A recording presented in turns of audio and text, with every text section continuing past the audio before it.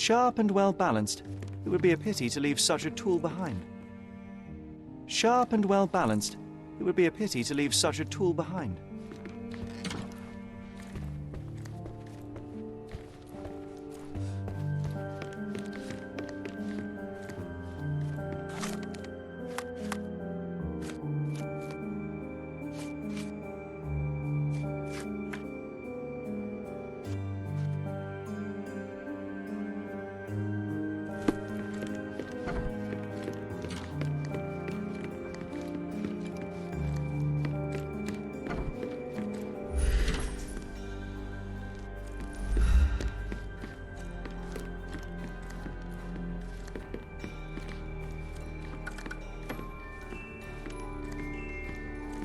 This room always reeked with an acrid... It reminds me of my mother.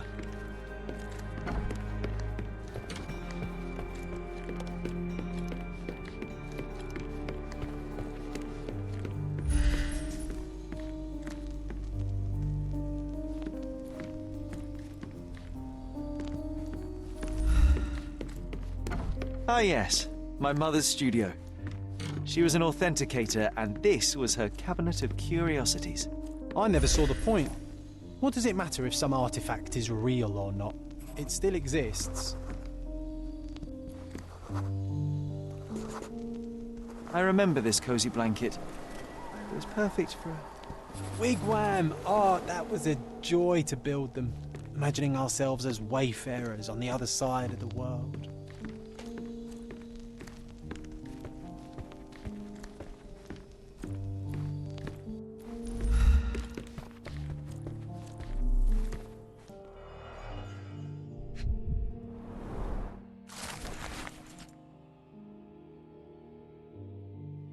Clearly, it was deliberately torn. I wonder why someone would do that. The Tulpa, Studies in Tibetan Mentalism. An impressive number of bookmarks. Someone was rather obsessed with this subject.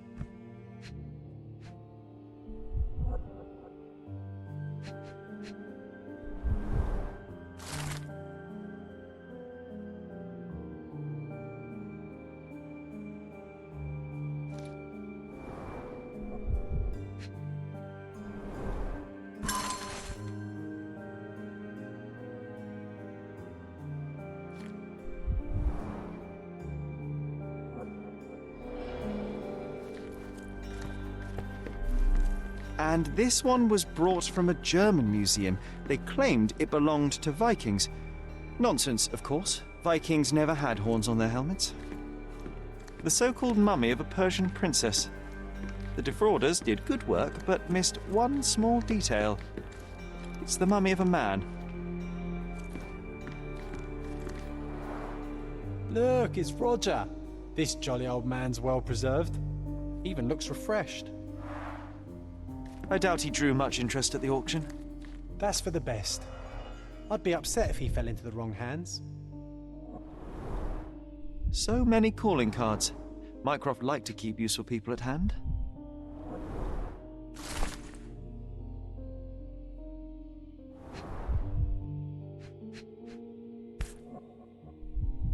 Carefully opened. Dated 24th of April, 1869.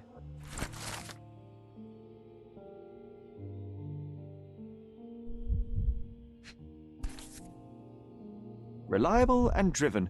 I recognize Mycroft's handwriting. Officer Luciano J. Placido.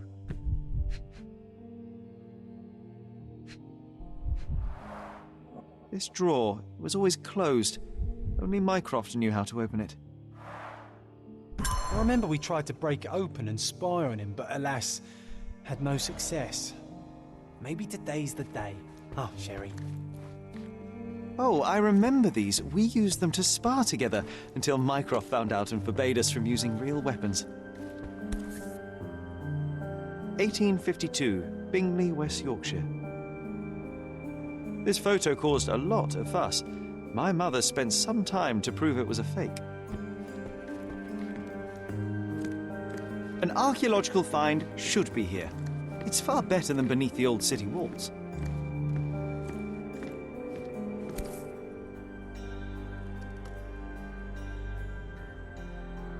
Another fake Holy Grail. Its owner claimed to be the heir of King Arthur. Scarcely believable. He also insisted a deadly rabbit was hunting him.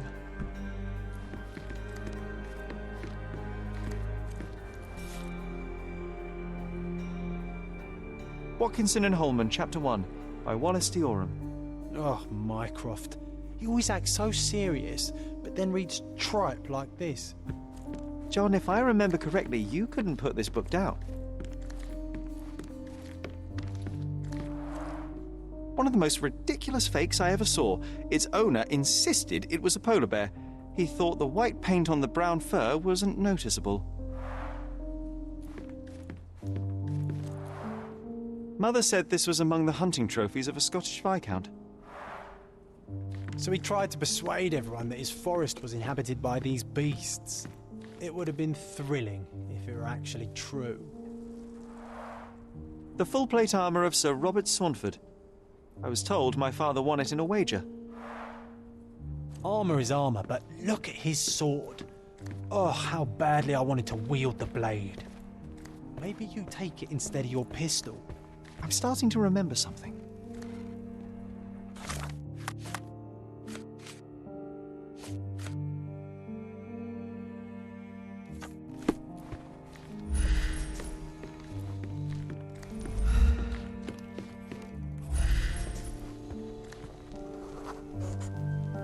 Ah, the memory comes back. We snuck about watching him. He closed the drawer and went to the hall. We were like two shadows crawling behind him.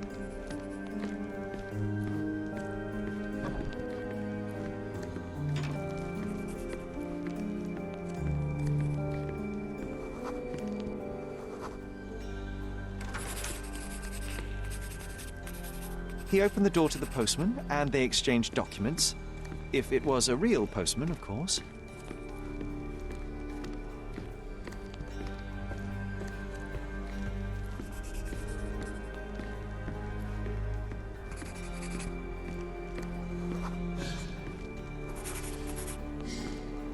The painting on the wall was slightly atilt. He stopped and straightened it.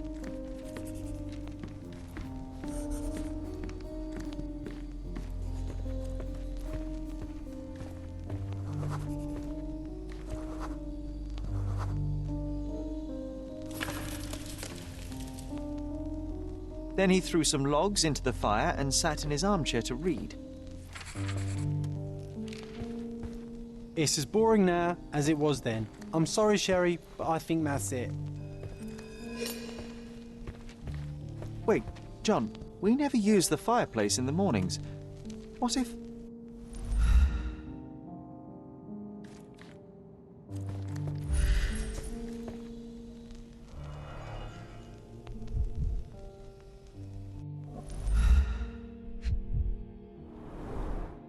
I think this is what we're looking for.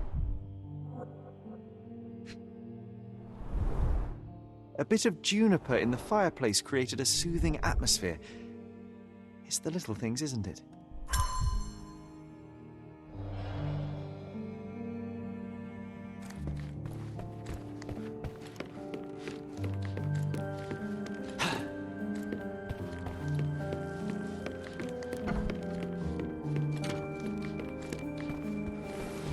We made it.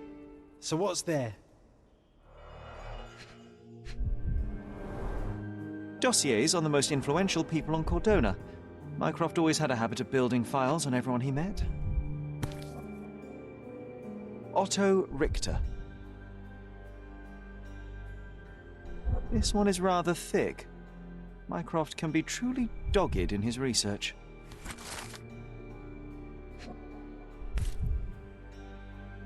Gifted by Queen Victoria herself. Single malt whiskey. Mycroft's favourite.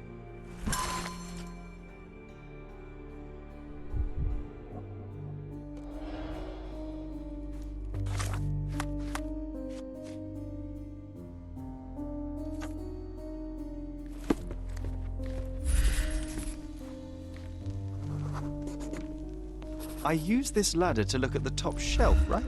On the day of Mother's breakdown upstairs. Right you are, Sherry.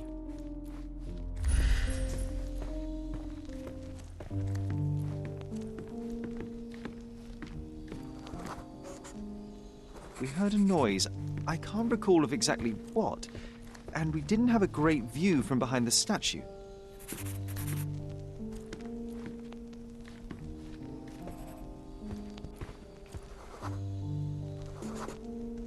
The books and papers from the table somehow ended up on the floor. Now it's coming to the surface. I feel it.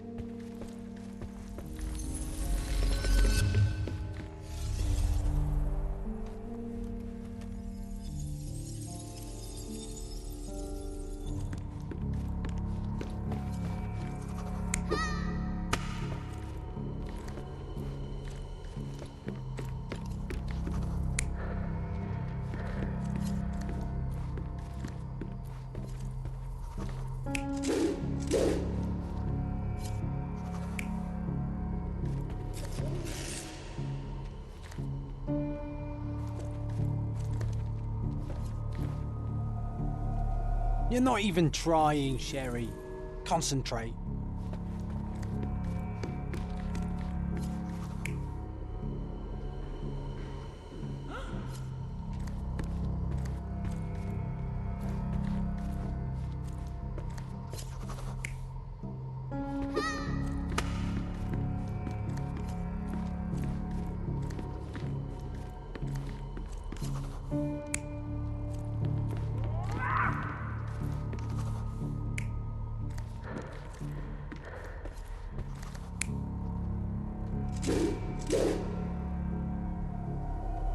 You're not even trying, Sherry. Concentrate.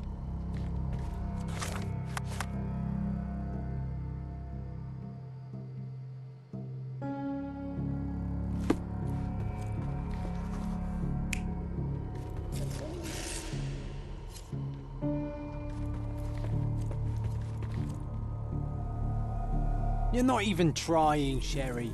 Concentrate.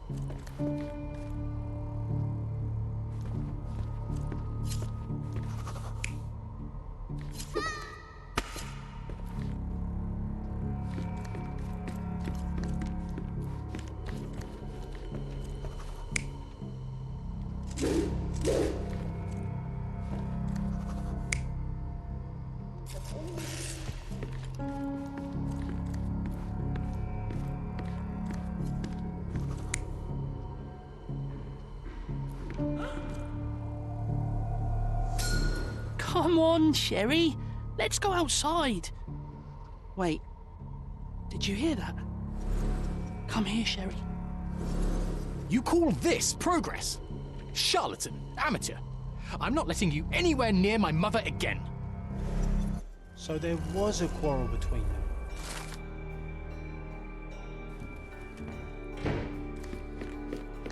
I heard a noise in the hall. Let's check it out. Sherry, look! We've got a parcel here. Hurry up and let's see what's inside.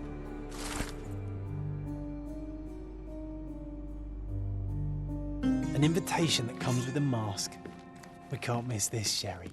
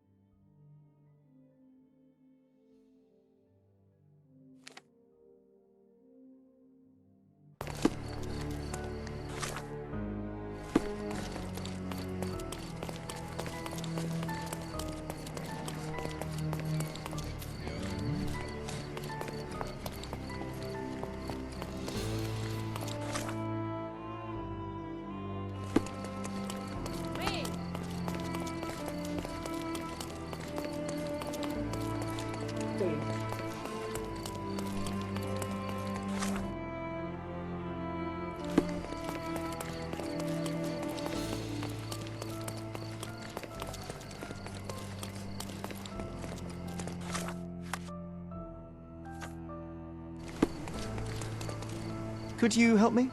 I'd tell you if I knew, but unfortunately, I don't.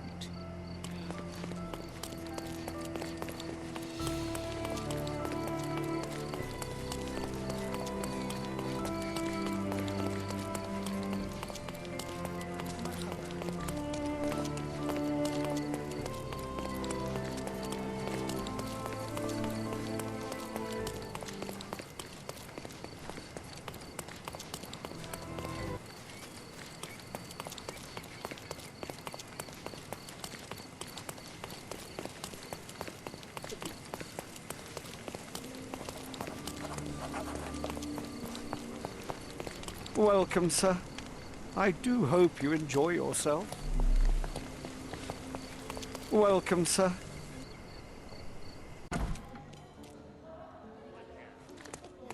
Enjoy the evening, sir. There is still plenty of time before the grand finale. All right.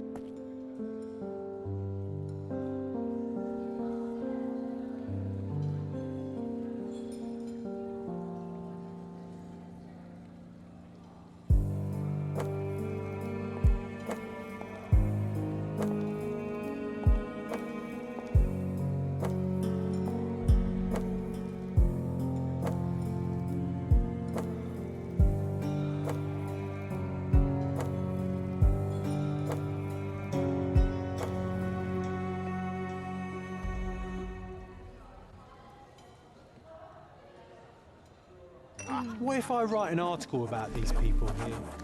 Can you help me gather information about Cordona's elite? I'm so excited about the event.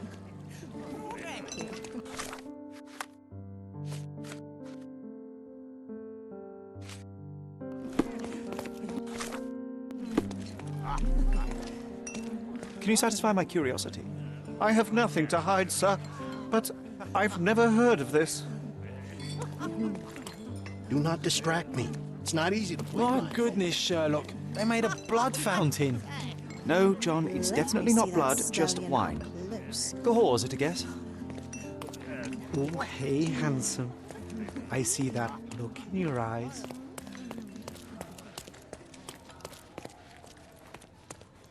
Manchos had to enforce the masks after the scandal.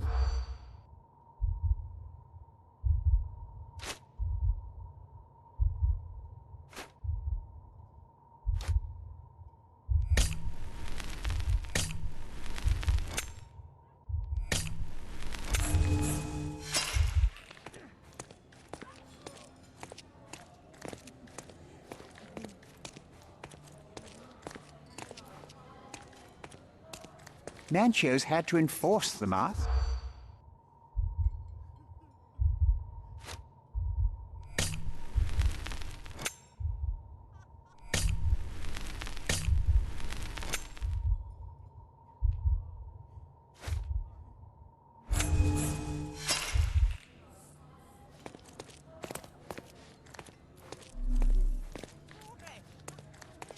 Honey, you feeling lonely?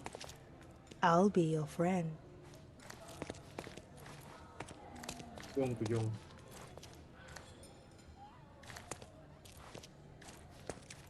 Manchos had to enforce.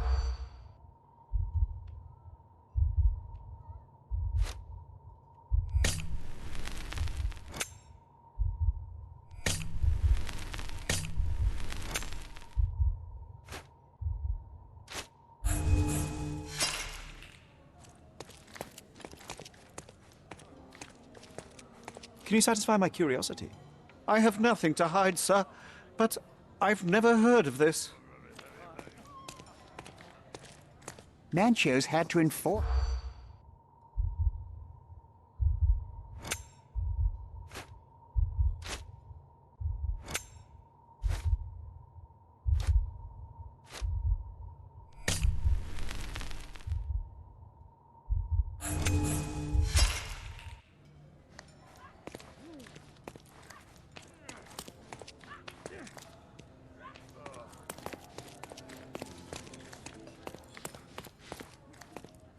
Manchos had to enforce.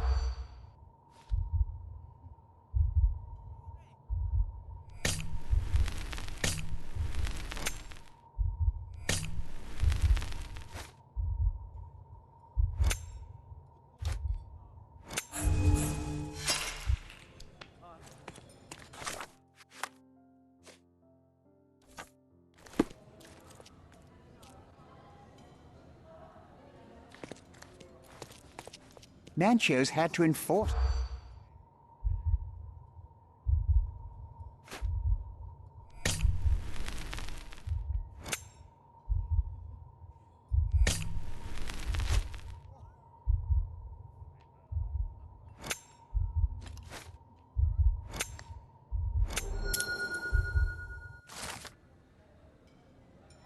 That's what I like about this party.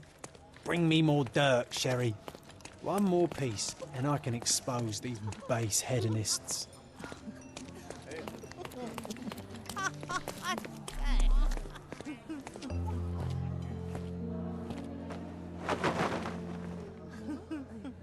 Sherlock!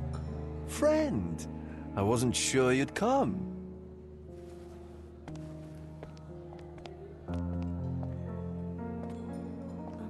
Werner, I see you are not yourself. The more time you spend here in Cordona, the more I feel it my duty to bring you into our world and show you all we have to offer. And what is on offer today? Pleasure, indulgence, relief, and relaxation. You've earned some time for yourself, have you not? Those who know me would say I'm incapable of it. Nonsense. I refuse to believe there is anyone permitted to know Sherlock Holmes. Huh. You may be right. Then free yourself from inhibition and expectation. The night is young, and so are the guests. You should try to enjoy both. It's not healthy for handsome men to spend every night alone, and certainly not in a house filled with such melancholic memories. I must admit, my travels have proven more taxing than expected. I'm less confident in my life and myself. A time of relaxation seems a distant dream. So can I tempt you with a physical aid to your moral consolations? There's wine, of course, something to smoke, or perhaps an artificial paradise? Yes, something more spiritual, a potentiator to sharpen the mind. A 7% solution of, well, that'd be telling, but you must try it.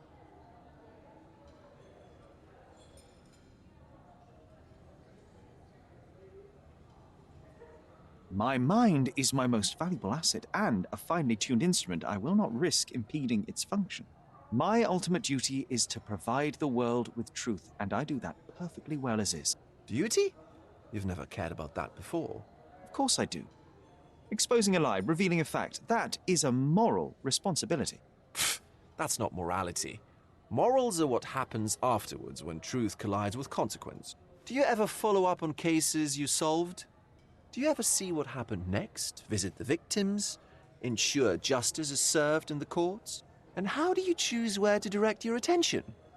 Are there not deserving causes to which your brilliance could be applied but isn't? You ascribe me more power than I possess. I have a narrow skill set and work within that mandate. What occurs afterward is irrelevant. With every action or inaction, you place a finger on the scales of morality. Many in the city would see you as abdicating your responsibility. I haven't. Not me, of course. Morality is subjective, just like truth. There is little to be gained from indulging in it, and far better things to indulge in. Now I must insist on easing any burdens I've placed upon your shoulders. Show yourself a kindness, and try this rather delectable concoction. I am perfectly capable of coping with myself without medical assistance. Then I shall press you on it no further. But please do not refuse my gift. Take it with you as a souvenir of this special night. Souvenir of what, exactly? But, all right, if only to put the matter to bed. And now, our evening begins in earnest. I just remembered. I'm sorry, Sherlock. My mind's delightfully impaired. Please take this key. It opens the altar room, past the library. Pardon? Altar room? What now, Werner? Go quickly and find our Fabio. Only you can make him talk. I'll join you in a minute.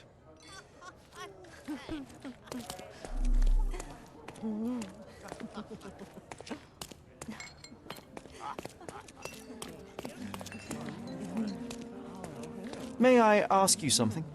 I can't help you with that, sir.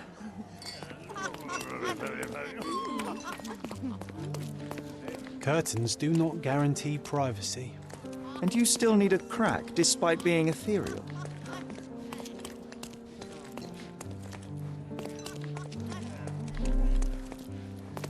Codex Orchis. Why does this occult book sound like a flower? Romantic poetry and prose.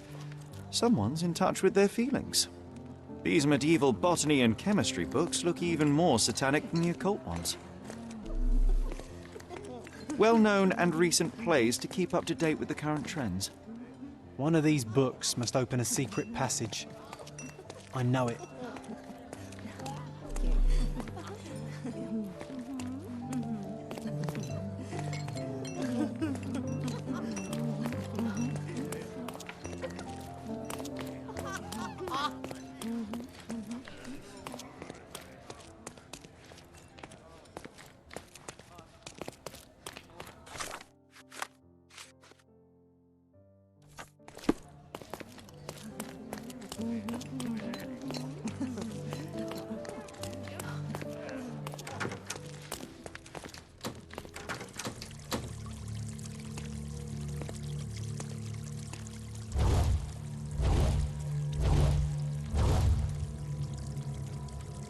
My God.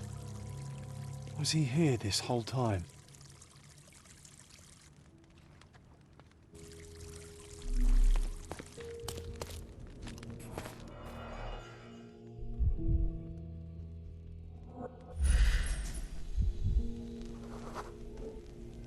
This crude tattoo partially covers as slave branding.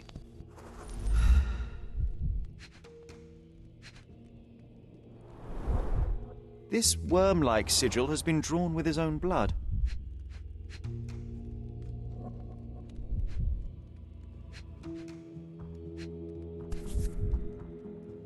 The dagger is heavy and sharp, but lacks balance.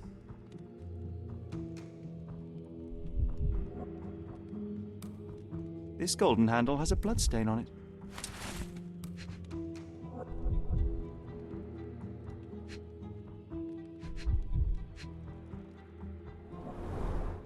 A blunt force trauma may have suffered an internal hemorrhage. The wound is deep. A precise strike reached the heart. The victim has clenched the fabric so firmly in his fist that it's nigh impossible to remove it. He died right here.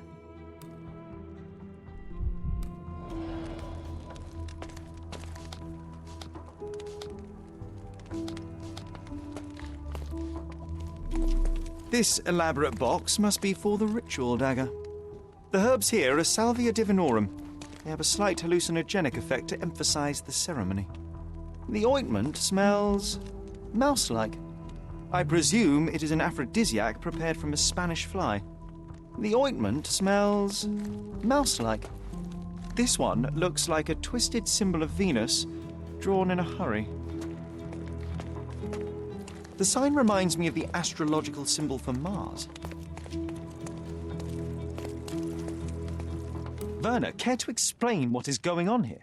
On nights like these, it's not unusual for some attendees to get a little exuberant. It's part of the appeal. Unfortunately, it appears things have gotten out of hand. Yes, some are more prone to bend the rules of morality. That's murder. I doubt there's anything left to bend. Why did you not tell me immediately? We were chatting about trivial matters for some time. If I'm completely honest, Sherlock, I've consumed a rather potent cocktail of substances. My attention slips and drifts. But I'm glad I thought to call for you. You sent me a disguise. Oh dear, did I?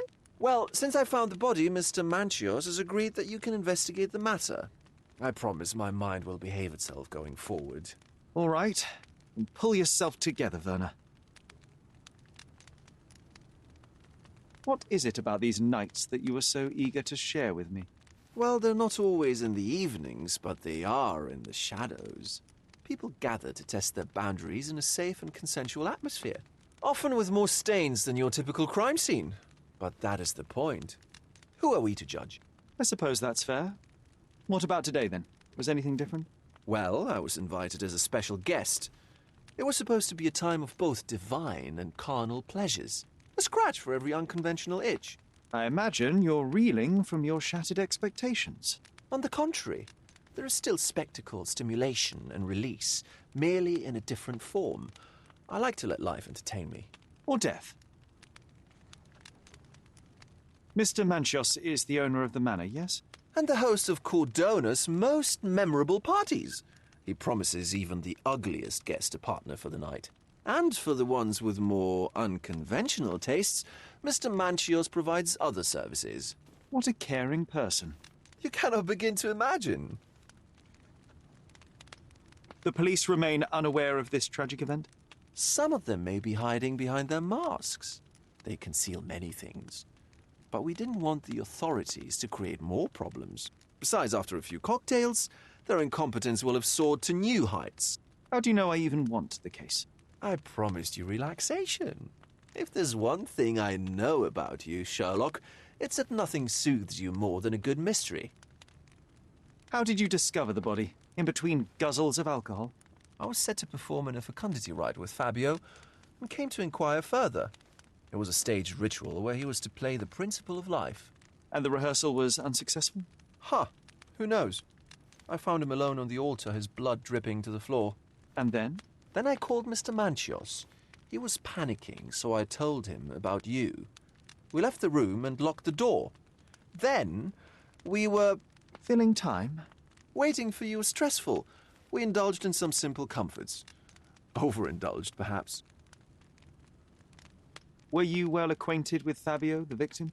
Everyone knew Fabio, or wanted to. His beauty was the talk of the island. Too handsome to go unnoticed. He was magnetic. Fat wallets fought for the privilege of having him. He offered the pleasures of performance, and more. When you discovered the body, was the door open? No, it was locked. Oh, that reminds me. It's a minor detail, but the first time I came to speak to Fabio, I left without entering, having been unable to open the door. You didn't have the key? No, I had it. Don't look at me like that. I was mostly sober. I suspect there was a key in the other side of the door, blocking the lock. That detail may very well be major, Werner. Well done. So you returned later, only to find the lock was not blocked? Correct. After an hour had passed, I tried again and was able to unlock the door. That's when I discovered poor, handsome Fabio. What about the fertility ritual? There was something about Fabio being a principle of life. Fabio was supposed to portray the beauty of life's origin. Flowers, oil... Not this travesty that seems straight out of the Inquisition. So this ritual is not the fertility rite. What was it meant to look like? It begins with a woman lying naked in a flower bed on the altar. She represents Gaia, the earth. As I cover her in oils, we chant for the principle. As our calls reach a climax, Fabio enters and copulates with her. After he finishes, I stab her with a dagger. That part's just pretend, of course. But the intercourse is not? I did not expect you to be such a prude. Are you a virgin? It is nothing to be ashamed of, but it would explain the color of your cheeks. The fertility rite marks the start of our festivities. The principle of life is beautiful, intimate, essential. It must not be stopped. Yet it appears that someone did stop it. What about the naked woman? Can you tell me anything about her? Oh yes, Matista. She's one of Fabio's compatriots and a performer too. I haven't seen her today, actually.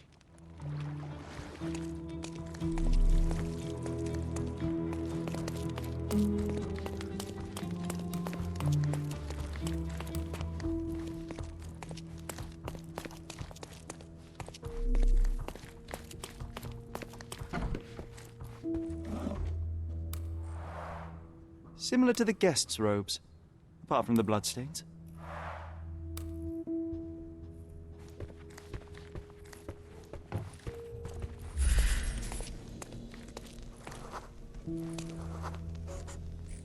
Identical to the robes the guests are wearing.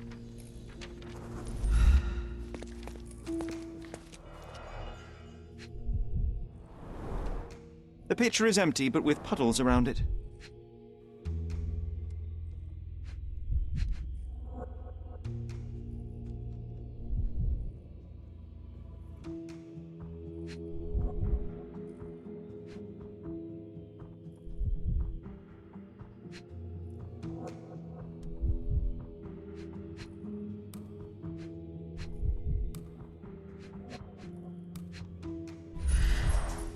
Blood clots are adhered to the sides of the drain.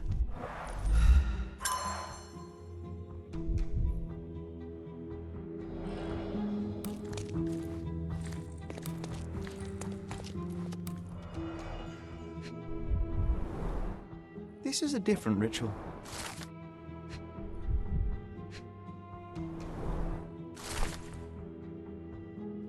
How can anyone accept such behaviour?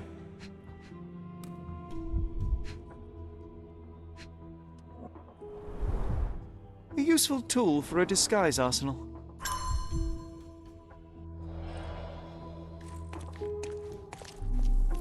Props, decorations, and tools for a more detailed set.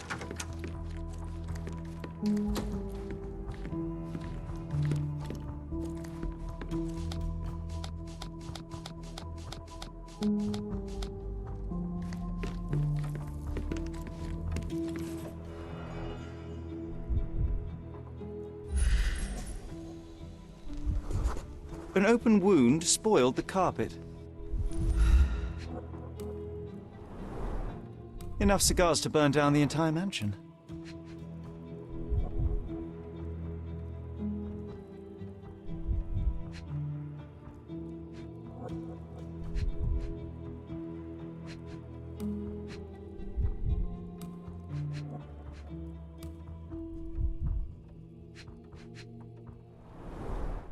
Why don't people tidy up after themselves?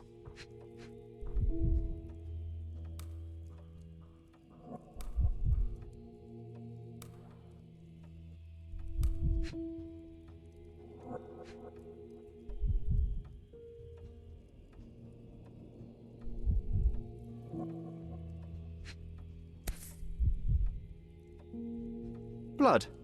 A sturdy bottle met a not-so-sturdy human. It didn't break only because it was unopened.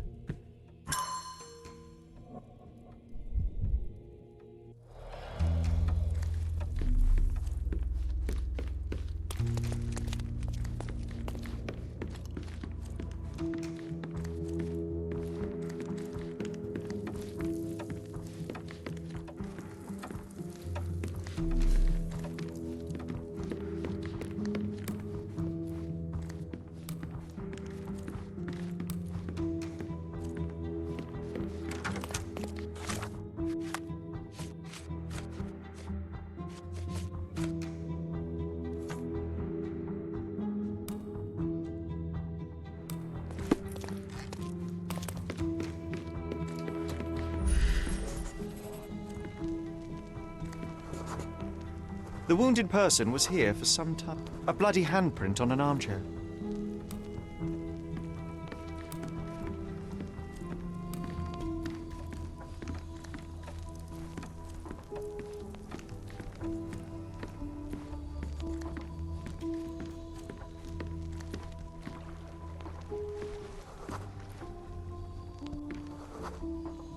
A person leaned against the doorframe. They left a smudged trail of blood. There appear to be no further traces leading to the altar.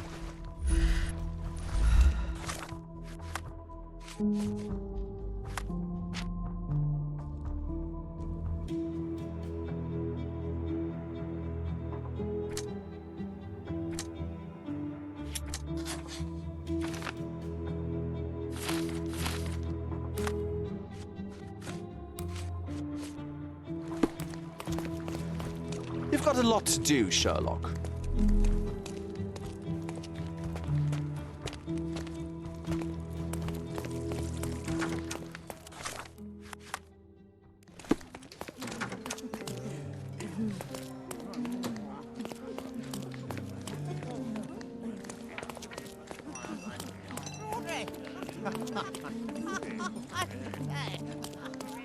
Do you know what was here before Manchiosa's family bought it?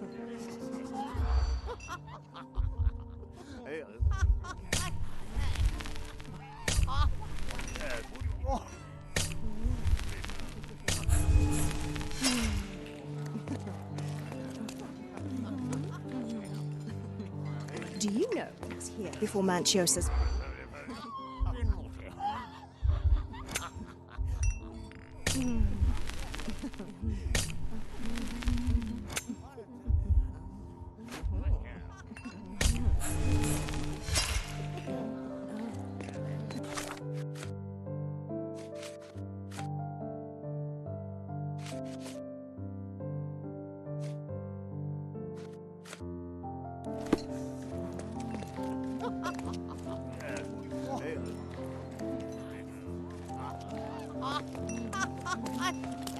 Do you know what was here?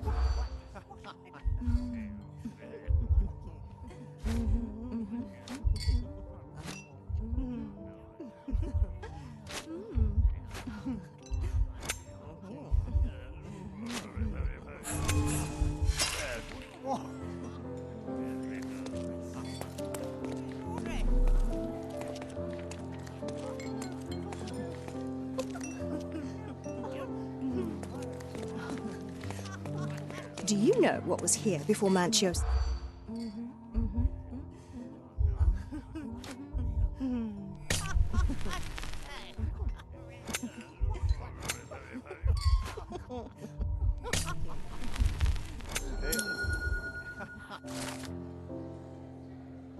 I'll pin them down with this scoop.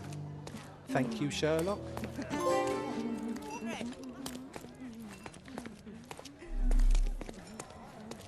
Enjoy the event, sir.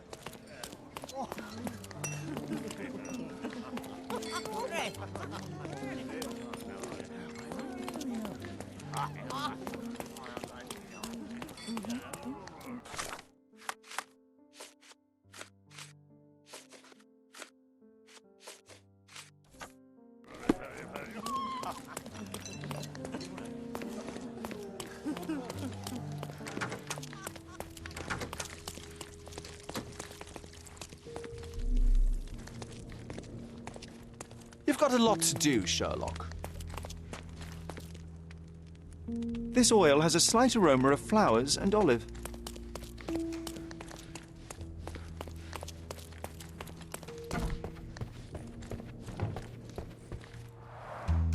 Similar to the guests' robes, apart from the bloodstains.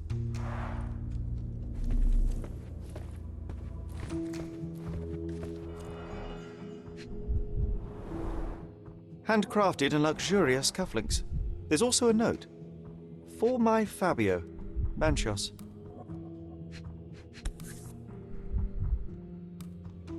The key is similar to the one that Vogel gave me. The capital F on the key fob might refer to Fabio.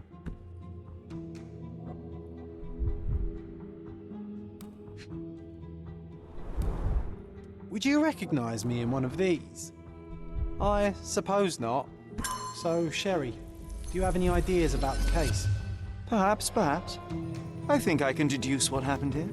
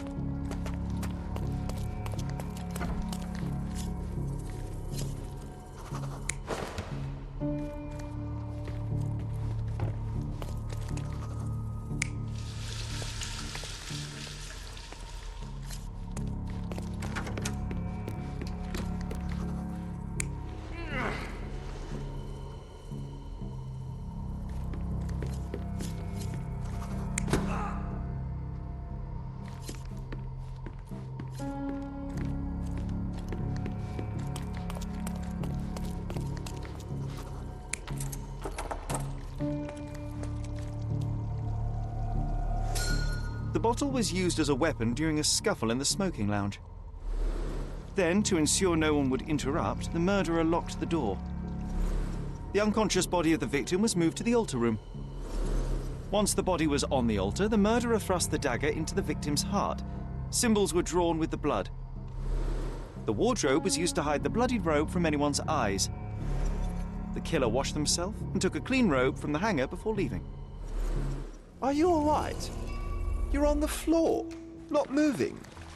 I think I know what happened here.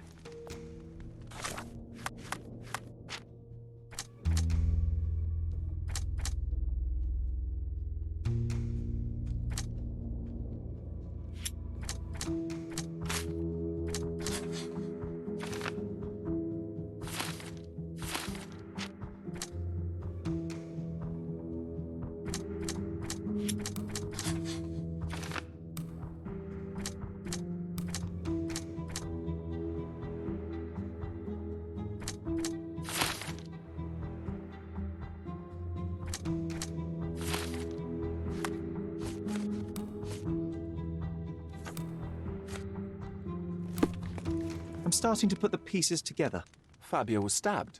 I see nothing gets past you, Werner. Yes, he was stabbed, but only after being knocked out in the next room and placed here. I do not yet know why. So, who's responsible?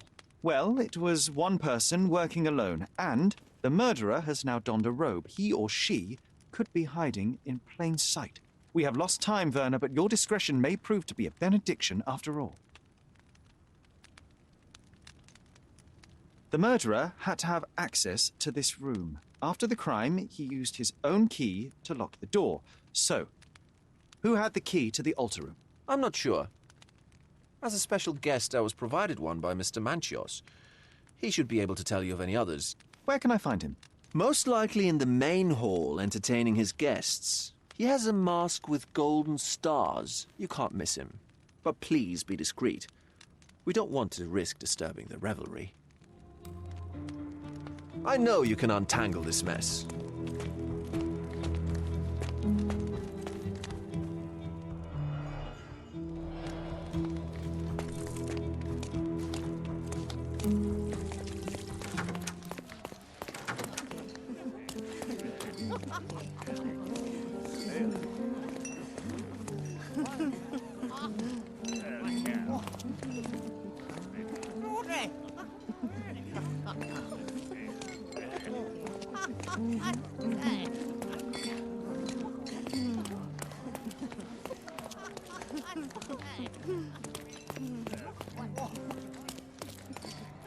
Enjoy the event, sir.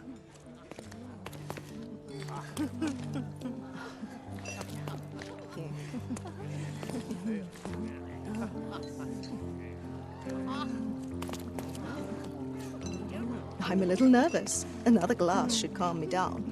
Kurt Manchios, I presume. I'm Sherlock Holmes. Oh, you must be the one Werner told me about. What a sweet voice you have. It must belong to a handsome young man. Can I call you Sherlock? As you wish, Mr. Manchios. Mr. Vogel asked me to help you. The body in the altar room requires answers, and quickly. I suspect the murderer to still be here. What? Lower your voice. I don't want anyone to hear us. Did you know Fabio well? People are starting to look at us, Sherlock. Change the subject. I can't believe what happened to him. To me. Such an atrocity. Think what it means for me. A wonderful evening for so many good, influential, and rich people has been ruined. I have betrayed all my promises of exotic delights. I don't understand. Surely a murder would affect your reputation to a greater extent. Please, isn't this why you are here? I thought you were a silent magician. Do your tricks and make it go away. I need to find all those who had the key to the altar room. As far as I know, Mr. Vogel, Fabio, and you had access to it. Is that correct? That is correct, yes. Also, Matista and Santos. Santos? Who is that? Santos Pinchetti, my major domo. In his opinion, at least. I'd like to speak to Mr. Pinchetti and Matista. Do you have somewhere I might have a private conversation with them? Of course, of course. Let me think. Matista is entertaining the guests somewhere, and Santos... Oh, yes. He will be busy with the servants. Or the cook. What's that noise? What's going on? Freeze, filth. You're under arrest.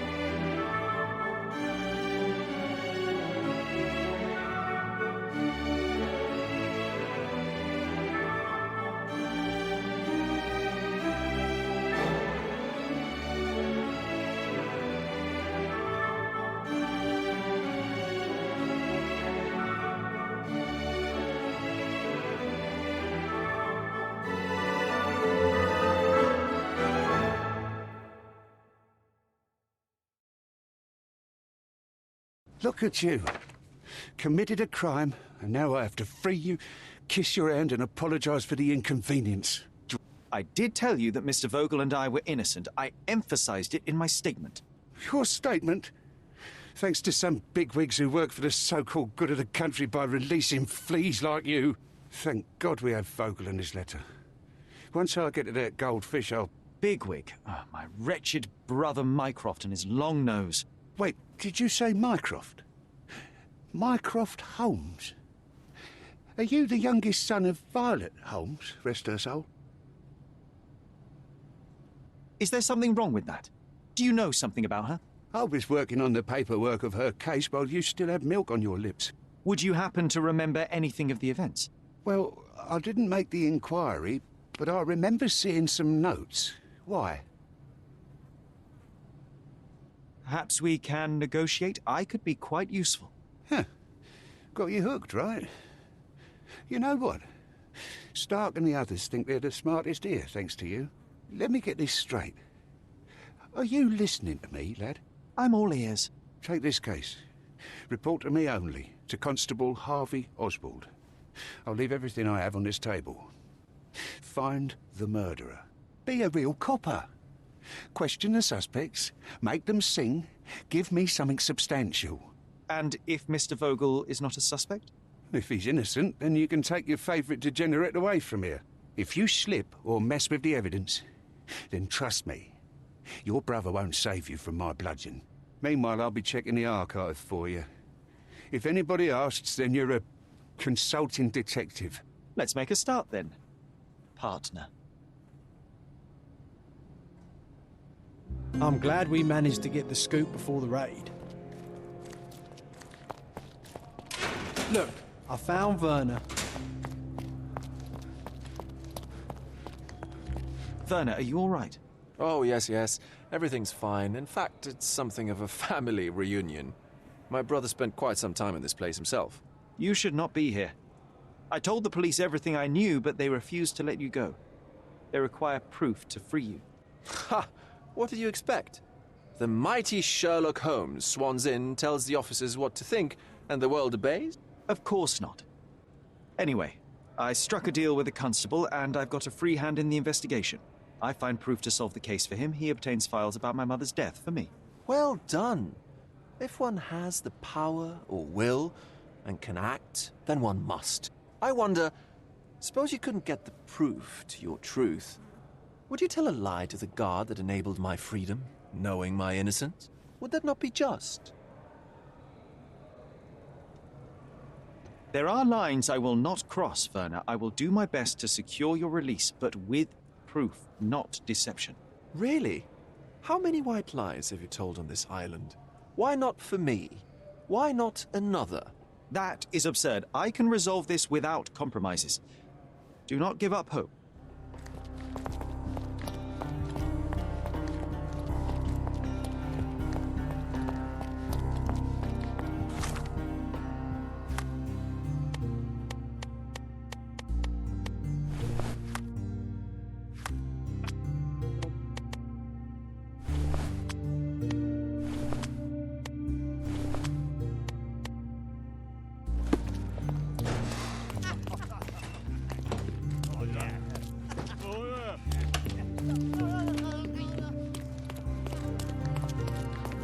Would you like to report a crime?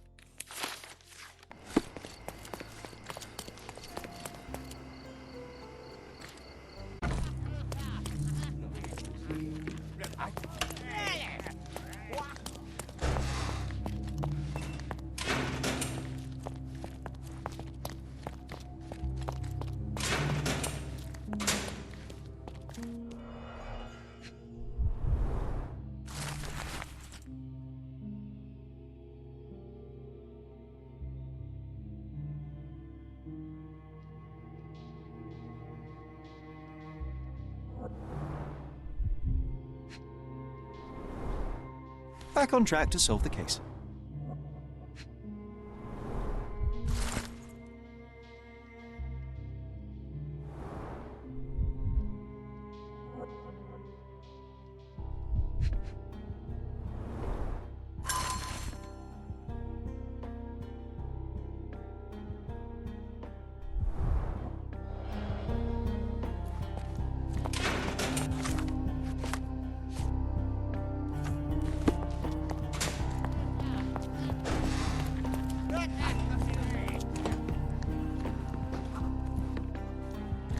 I'm doing my part.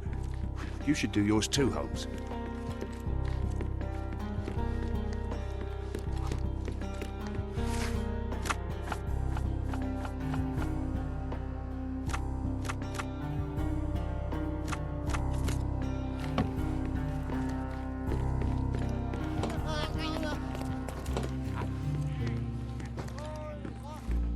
May I ask for your assistance? I'm too new here to know anything about that, sailor.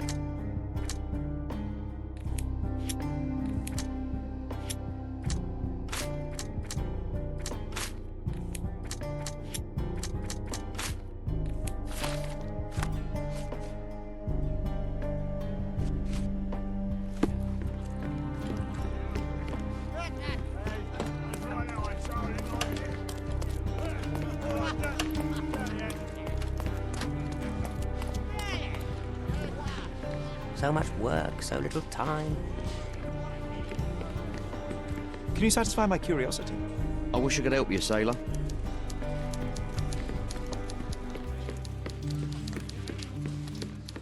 Excuse me, just one question. I wish I could help you, sailor. Everyone's looking at us, Sherry. You sure you know what you're doing? Good day. Your ticket, please, if you want me to help you. I'd like to check the evidence from this case. And who are you? Oswald sent me. I'm a consulting detective. His partner, then? Let me see. Ah, a ritual murder. What a bunch of degenerates. Wait a second. I'll bring it to the table.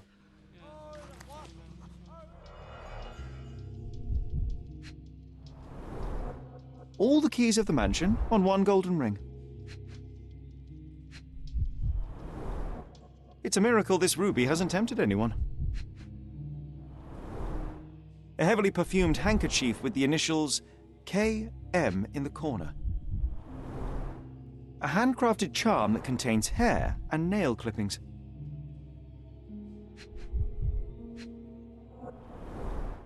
Her key to the altar room.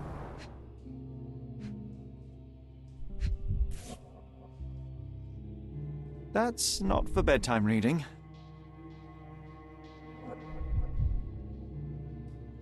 This ex libris belongs to Manchio's library.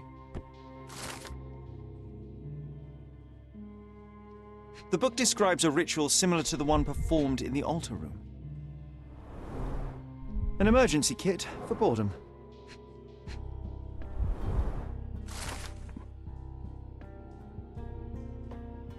Not the time for privacy.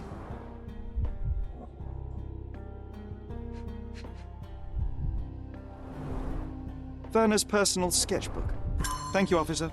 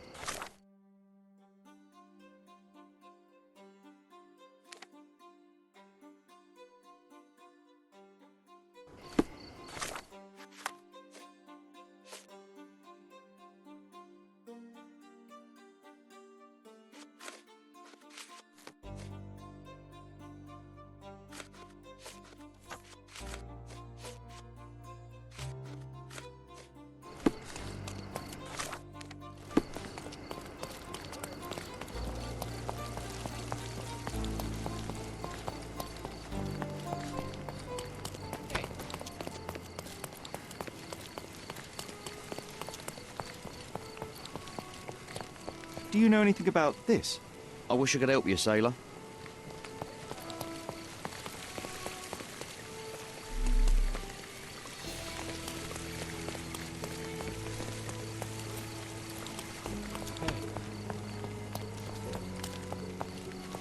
Could you help me? I'm too new here to know anything about that, sailor.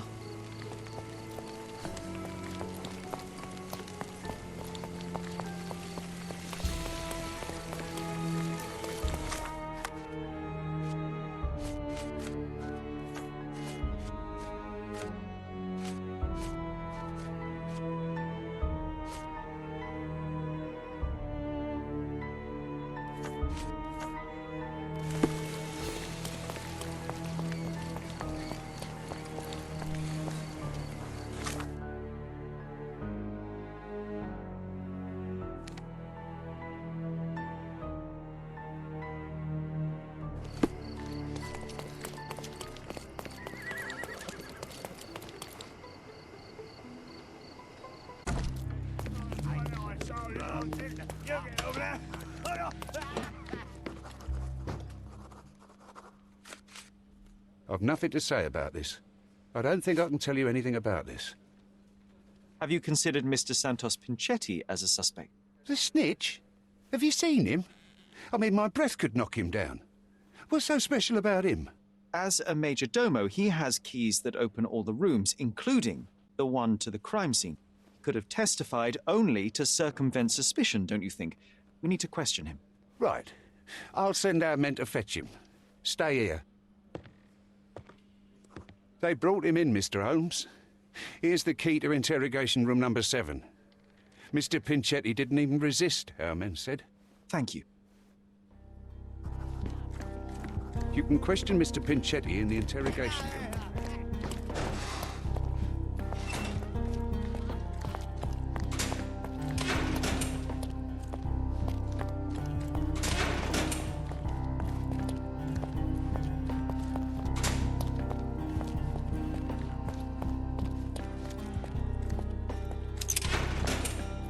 Mr. Pinchetti, a pleasure to meet you. I'm Sherlock Holmes. I'm helping Constable Oswald. I've already told him everything I know. I'm only a witness, sir. Everything's in my report. And I've read it. You forgot to mention that you hold the keys to the room where Fabio was found. I need only to find if the crime was intentional. But I need to return to my duties. I doubt the house will fall without you, Mr. Pinchetti. Just be still for a few seconds.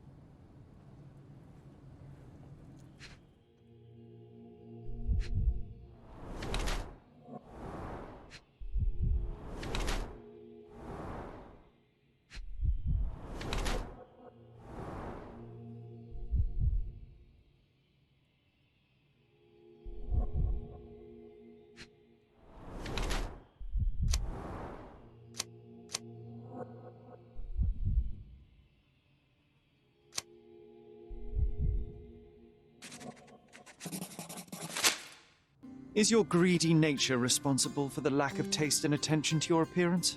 The cheap makeup, shabby and dyed clothes? How do you explain those, Majordomo? The means to practice my profession are limited. I'm sorry you noticed it, sir. The parties overshadowed your state. You are lucky Kurt Manchios's attention was concentrated elsewhere. In a decent household, you would be asked to leave for far less. Yes, his attention was undoubtedly concentrated on something other than my appearance. But one detail stands out on your dirty rags and shoes. The drops of blood. Oh, that. I don't know anything about it. Did you know Fabio? Not personally. He was a frequent guest, and cleaning the mess after his performances was tedious. Mr. Manchios always had a role for him, and mainly the leading one. The parties were always, Fabio-centric? And Batista? Was she as popular as her partner? Don't tell her I said this, but I do not think so. Mr. Manchios hired her only because Fabio refused to work without her. Mr. Manchios used to see her as a worker. She was tasked with entertaining the guests, unlike Fabio, who could pick and choose. Please let me out.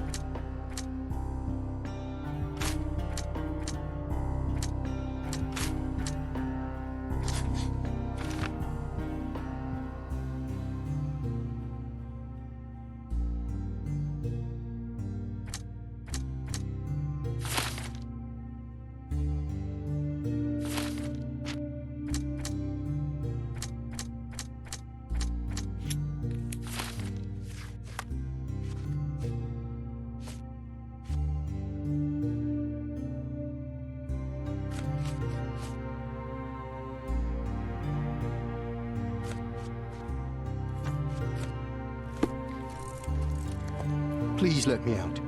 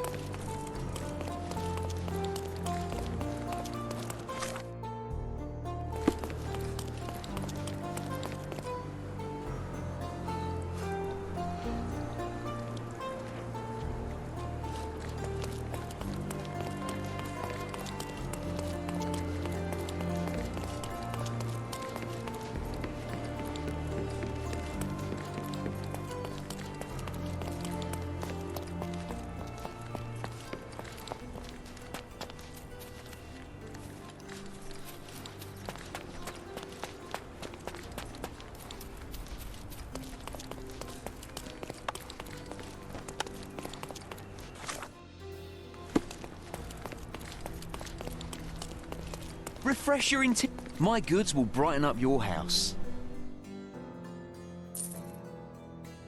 Enjoy your purchase.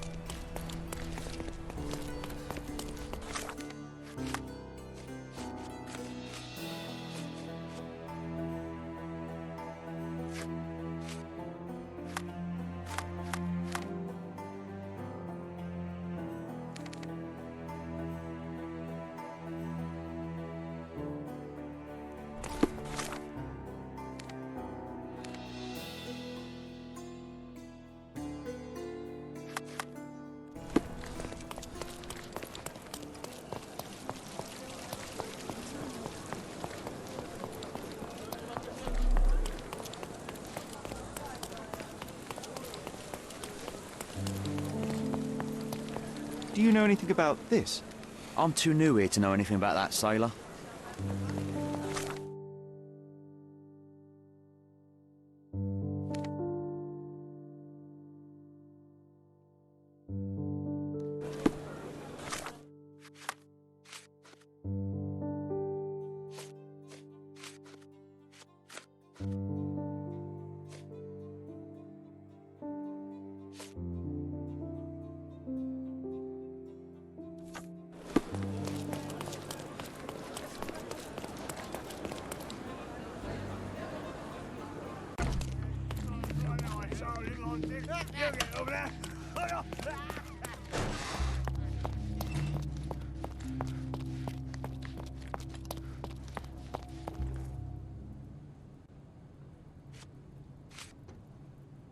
I can't follow you here. So, the police found a letter from Fabio in your pocket? I cannot tell if it was truly in my pocket at all. Perhaps it was placed there later. Well, that is one hypothesis. If it were true, then how did it get there? No clue. But this night has been rather eccentric. Such a detail could have easily eluded me. Indeed. Do you recall reading it? I can't remember that either. But I tend to respect privacy. Reading others' personal notes is not one of my perversities. I'm not supposed to know anything about this. I don't think I can tell you anything about this. I don't think I can tell you anything about this. I'm not supposed to know anything about this. I don't think I can tell you anything about this.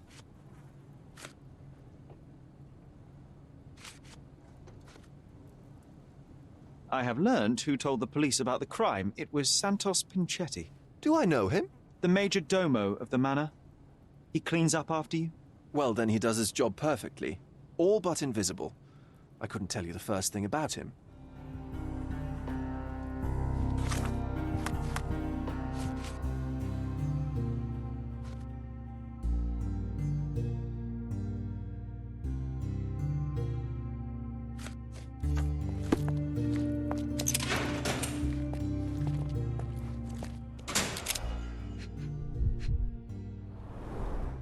I recognize the key from the altar room among these.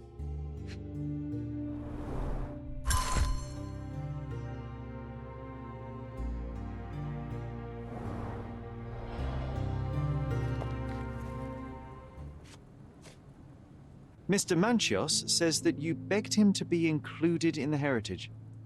Isn't that a little extreme, even for a major domo? He's not only my employer, he's my uncle. And I'm his next of kin. The only one. Mr. Manchios flatly refuses to pay a family member. All I have to do is repay his so-called love, cleaning up the filth after perverts and decadents. He's imprisoned me. The best I can hope for is a new broom. That's why I wanted to have my part of the inheritance. Is it that bad? You have a roof above your head, a salary, and the status of a major domo. For God's sake. I'm forced to dye and stitch my threadbare clothes, and the holes in my shoes are painful. I'm ashamed every time a guest looks at me closely. Why do you think your uncle treats you this way? My mother, my uncle's sister, had me illegitimately. She died, and I was given the surname of one of the maids. But you are entitled to some of the money that belongs to your family. He thinks not. I was not responsible for my mother's death. I work hard, and he pays me nothing. I feed on the leftovers. While he wastes our estate's property on decadent parties, he paid Fabio handsomely and showered him with expensive gifts for their disgusting relationship. Please let me out.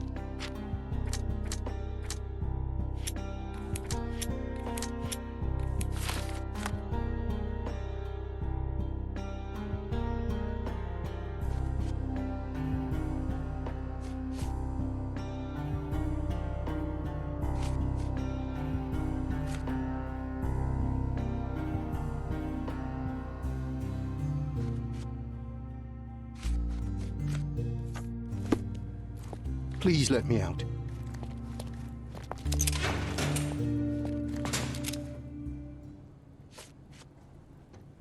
I have reason to believe that the intended recipient of the incriminating letter may have been Kurt Manchios. Well, that makes sense. Too bad I can't remember how I came to possess it. Though I did spend quite some time with Mr. Manchios during the party. Unfortunately, even with an answer, that may still not be enough to clear you with the police. But fear not, I will persevere. I hope your attempt to put things straight will make up for... you being on a bender? Touché.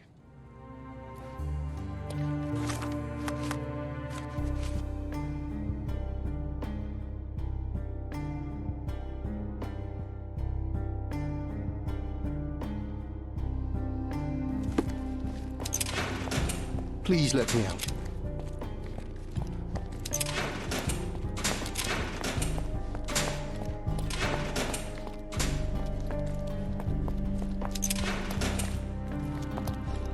I I'm Sherlock Holmes. I'm helping Constable Oswald.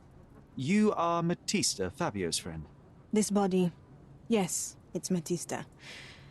But it's a mere shell that will die someday. Just like Fabio. Please accept my condolences for your friend. Thank you. I'm just here to ask questions and find Fabio's murderer. It will not bring Fabio back.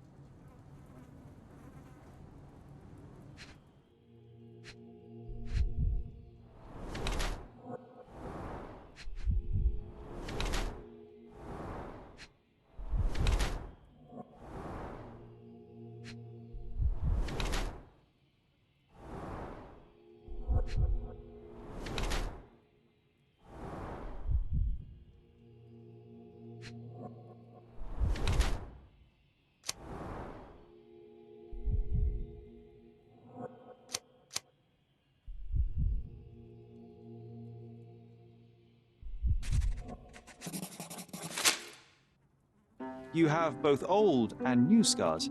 Some from the time when you were a slave with Fabio. Other scars have a different origin. The guests pay good money to torment you?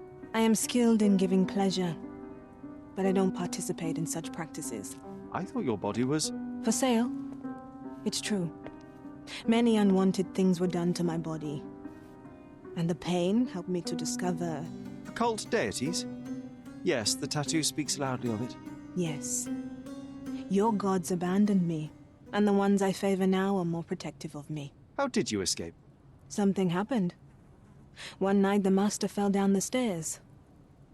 I made him fall, and he died. We ran away that day. We managed to get on a ship and traveled here, to Cordona. Fabio and I started a new life here. It was very hard at first, but it became better with time. Until today. The bruises on your neck are not self-inflicted. Someone else made them. Some guests can't contain themselves. They even bite, sometimes.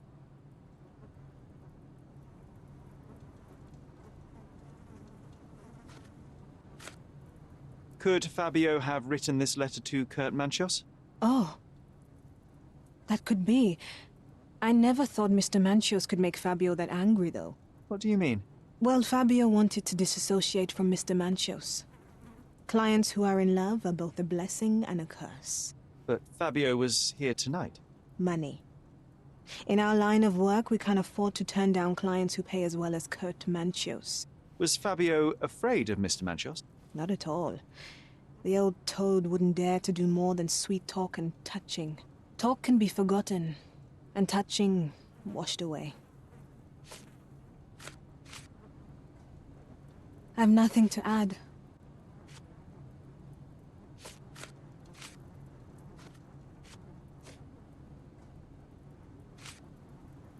This book, The Power of Love, Blood and Mandrake, what do you hope to achieve? To learn more about the invisible strengths that govern us. Occultism is real.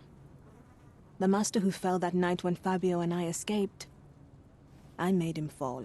I cast a spell on him and it worked. Or was it a coincidence? The universe is rarely so lazy. If you say so. Do you practice occult rituals? For protection? For fortune? To wash away the ugliness of the world? Sometimes to survive. I have the gift, and I'm learning to use it better. Did you use your gift on Fabio? I only used white magic. Love charms lately. Fabio became so distant. I just wanted him to be with me, but I suppose I'm not as skilled as I thought. I know I can handle the news.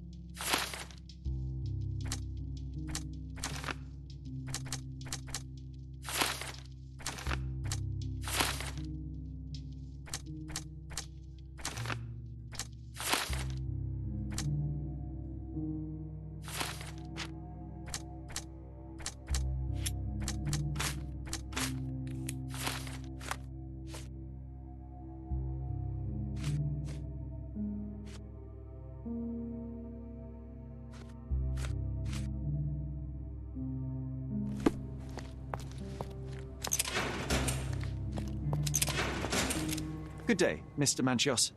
I am Constable Oswald's partner in this investigation. Be quick and gentle. Some of your colleagues are untrained boors.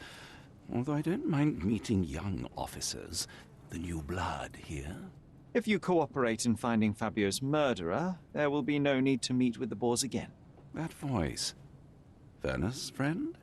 You're the policeman. What a disappointment. Only an undercover agent can scour a ditch full of deviants. I am a consulting detective, although I'm capable of replacing the entire department through my consultations. Sharp-tongued, I like it. May I presume this tongue will get us out of this trouble? I would be so indebted and glad to repay you. Nothing's changed. I'm looking for the murderer.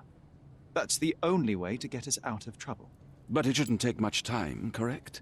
We're all busy, after all. I need to examine you first.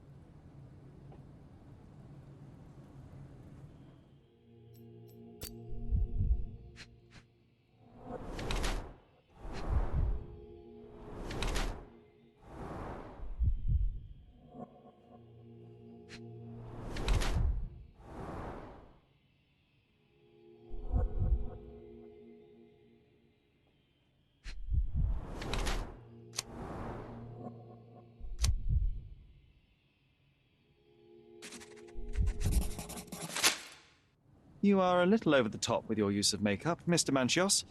Is it so difficult for you to acknowledge your age? Well, Sherlock, that's easy for you to say to an old man when you look as though you are barely 15. But still, it shouldn't be an issue for someone of your status. For people of my age, it isn't an issue, no. But the younger ones can be so afraid of wrinkles and grey flecks. I have to adapt. Such a methodical man who cares for his body but misses the soap under his fingernails. Are you so impatient, or perhaps even impulsive? I wouldn't call myself that. Silly little details. If I missed it, it wasn't important. Or rather, it was less important than who or what I was focused on. Mr. Vogel told me a little about your parties, but I would like to know more directly from you. I'm all yours, Sherlock. You have me arrested and locked here, with you alone. Why did you invite Mr. Vogel as your special guest? He's a pretty fellow. He's capable of surprising the public. He has a talent for saying words that no one else would wish to either say or hear. I suppose I can't argue with that. He is a free addition to the eccentricity of the party, which is fine by me, as long as it enhances my party.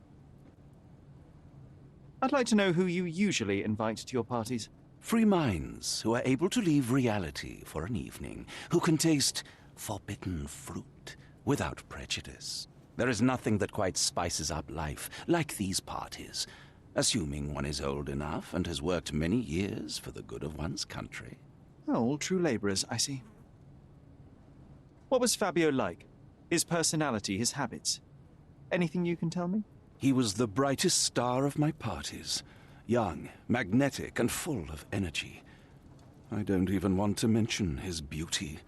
Otherwise, I'll be sobbing. An expensive champion, I imagine. His performances were flawless. He deserved his payment. Do you think he was murdered because of money? Possibly. What about the other guests? Were they used to opening their wallets as well? I wouldn't restrict my guests from anything. I'm sure Fabio received a few coins from others for his services.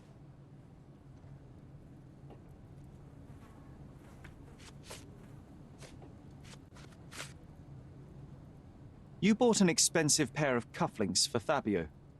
Were they his price? Or were they a tip for an exclusive show? It was pure business. Fabio escorted me a few times. I was merely showing my gratitude. This pair cost a small fortune.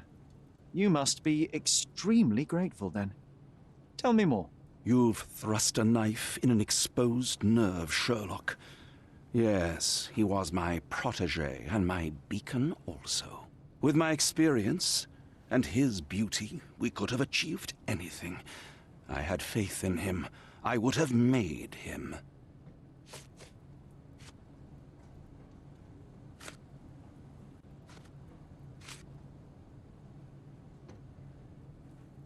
There is undeniable evidence that you were the original recipient of this letter. What are you talking about? Is it addressed to me? Your protege wanted a fresh start, it seems. This is sufficient to charge you. Me? Hurt my star? Are you insane that you would accuse me of such a thing? He did not consider himself as yours. Since you deny everything, let's move on. Do you have any idea as to how the letter could have ended up in Mr. Vogel's pocket? You were the detective. Perhaps he took it from Fabio. Werner was a little high.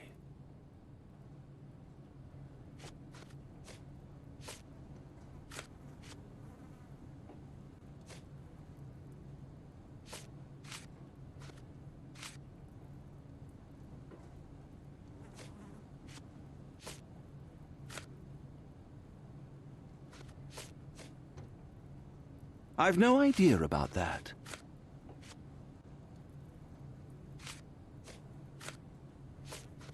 I've no idea about that. That's not something I know much about. I've no idea about that. I've no idea about that. I've no idea about that.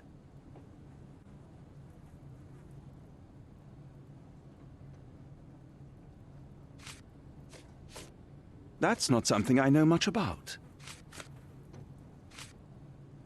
You'd better ask someone else.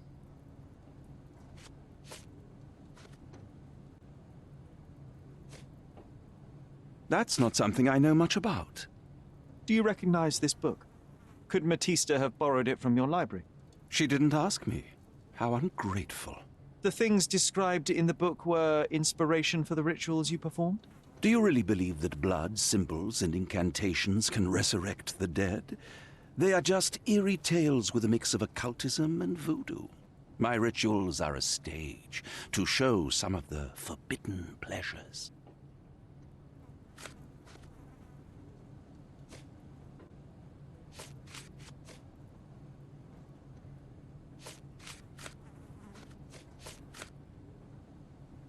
I've read the letter about your will. A harsh method of ridiculing Santos. I doubt he will use mustache wax when he wears no mustache to begin with. Where did you get it? Is the slug here? Tell him I shouldn't have to provide for him. He's a grown man who shouldn't sit on his uncle's neck. He conceives himself as my only heir. And who is he to you? He's a leech on my aging body. He has only added problems to my life since the death of his mother. I fail to see why you made him your major domo. He needed to know his place, so I taught him.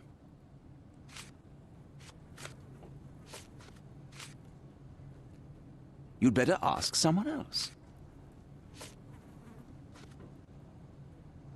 That's not something I know much about. I've no idea about that. That's not something I know much about. You'd better ask someone else. That's not something I know much about. You'd better ask someone else. I've no idea about that. Do you have any idea who tipped off the police to raid your mansion, Mr. Manchios? Of course. It was you. I could even say you Sherlocked me in here. A good guess, but the wrong one.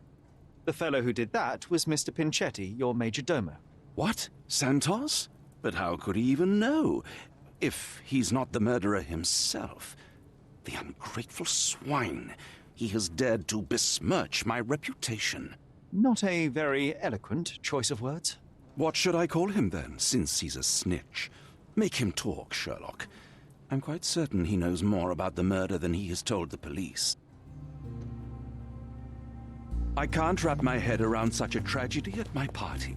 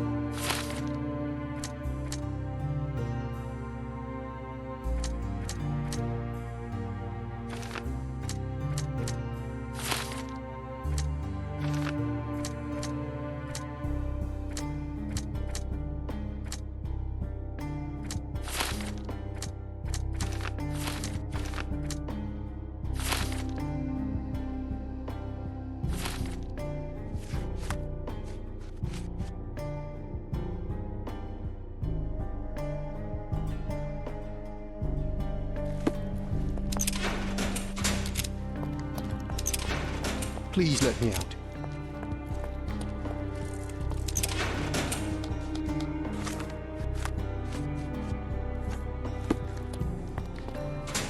Please let me out. The air here is rather refreshing. I'd even recommend that some of my...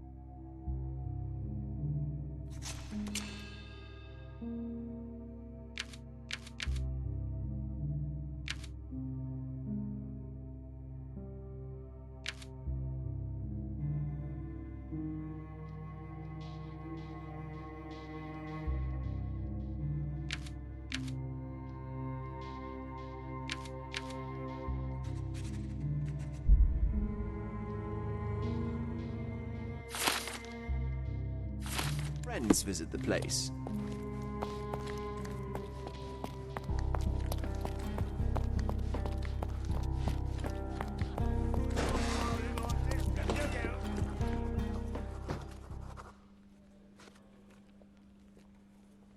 I've nothing to say about this.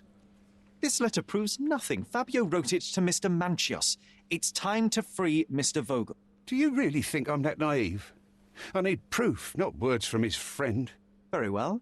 Mr. Pinchetti told me that Mr. Manchios was lavishing Fabio with expensive and eccentric gifts. The letter mentions rich rewards and attempts to buy Fabio with them. It was written to Mr. Manchios. Who else was showering Fabio with luxuries to buy him? It doesn't fit Mr. Vogel's character. Look here. We had a deal. Give me the murderer and then take your friend with you. I won't budge otherwise. Well, fine, but you're just wasting time.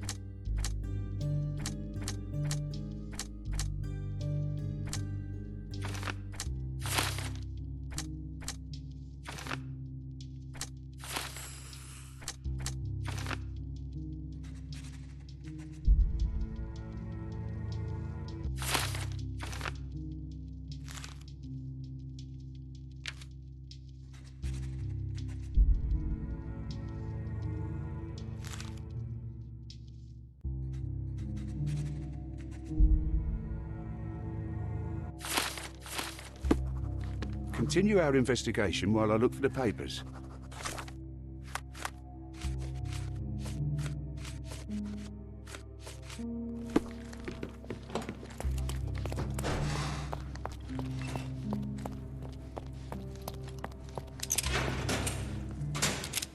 The murder of Fabio did not have a ritual purpose, Mr. Manchios.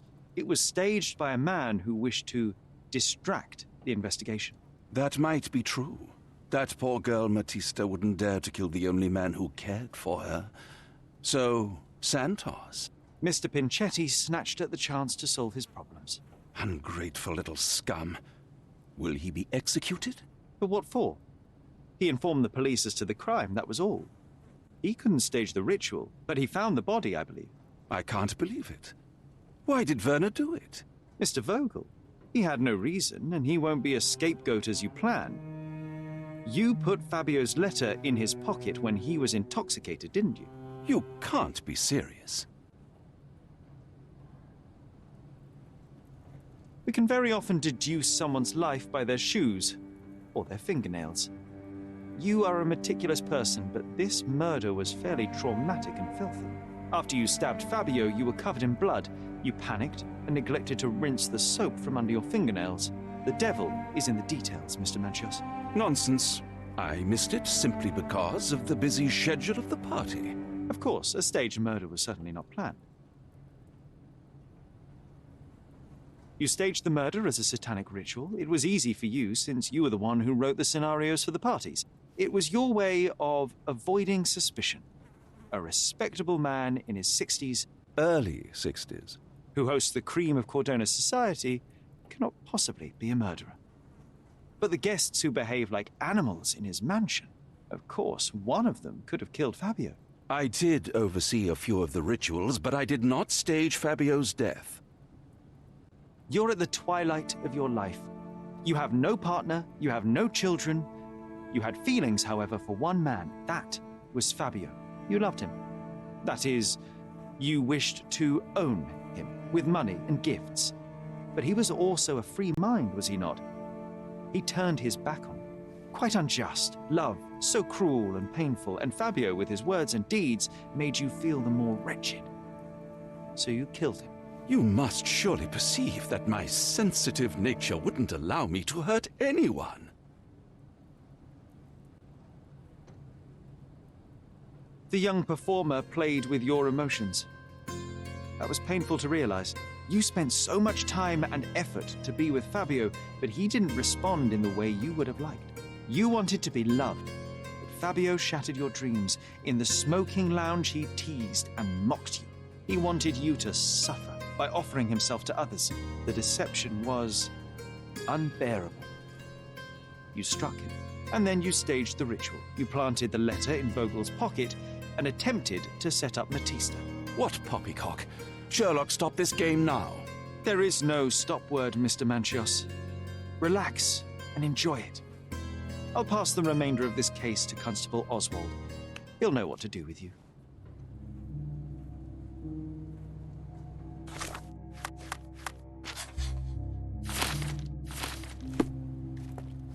I can't believe you dared to accuse me.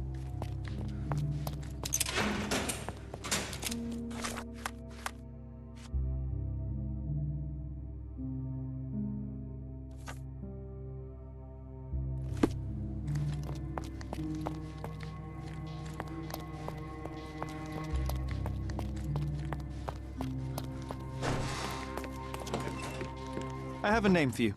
Kurt Manchios. Is that so? The master of the Sabbath? The man himself. Mr. Manchios couldn't stand to lose control over his lover. A deadly revenge that deserves a proper sentence. I have all the evidence to charge him. A degenerate and a murderer. I'll make a name thanks to that for sure. As for my part, not everything was in place. Perhaps some documents were transferred somewhere else, but I couldn't find a trace of them. Then I remembered. The discarded document drawers where we put the lost papers or the badly labelled ones. Including the crime scene report of Violet Holmes's case. Everything I've found is on the desk here. Take it. Your persistence has saved me. Yeah, well, we had a deal after all. Your friend is free then. You can leave. Good luck, Constable.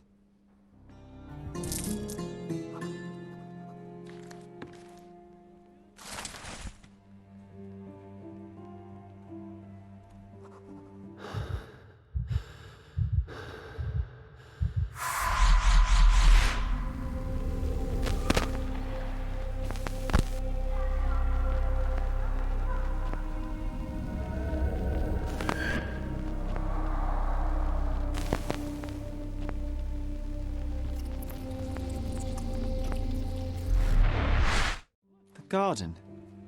There's a garden behind our manor. How could I forget? That's where it all happened, where it all went wrong. Sherry, it looks like you've almost found what you wanted. Don't forget the file.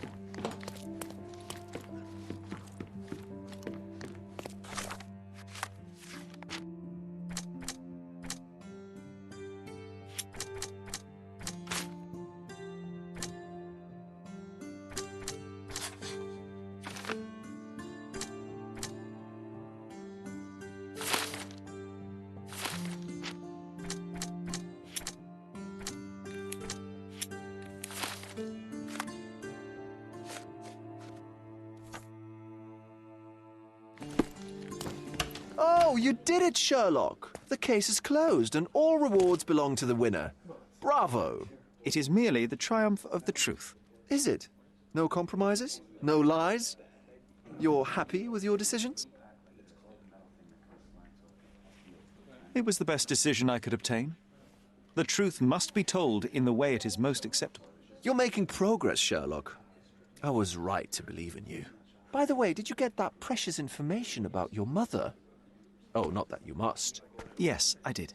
Forgive my intrusion in such a personal matter. I simply worry I'm failing to be of much help to you. Actually, you were. For some reason, all the archives on the case had disappeared. This was a rare opportunity to obtain the impossible. Outrageous. Perhaps someone found the truth unpleasant. Society usually rejects those who speak with too much honesty, doesn't it? A comfortable lie is often preferred to an uncomfortable truth. Still, I believe that the latter should prevail, and I cannot remain silent. That's quixotism at its best. Your mere truth cannot defeat institutions, systems, and power. Etiquette, religion, marriage, they're all lies told to preserve connections, love, and sanity, and it's all corruptible. Lies destroy human dignity. How could you make a free decision without any knowledge of the truth? Are we really free to decide anything in this world, Sherlock?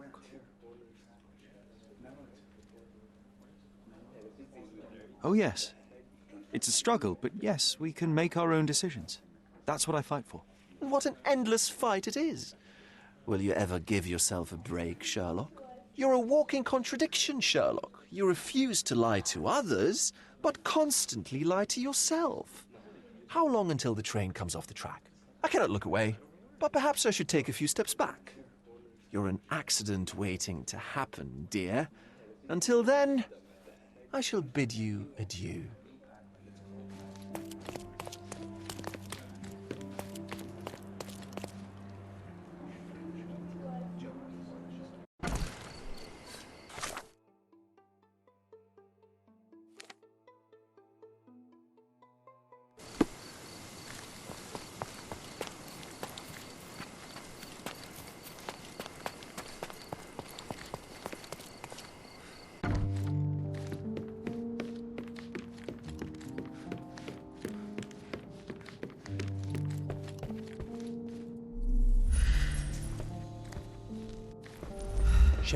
Sherry, please listen to me.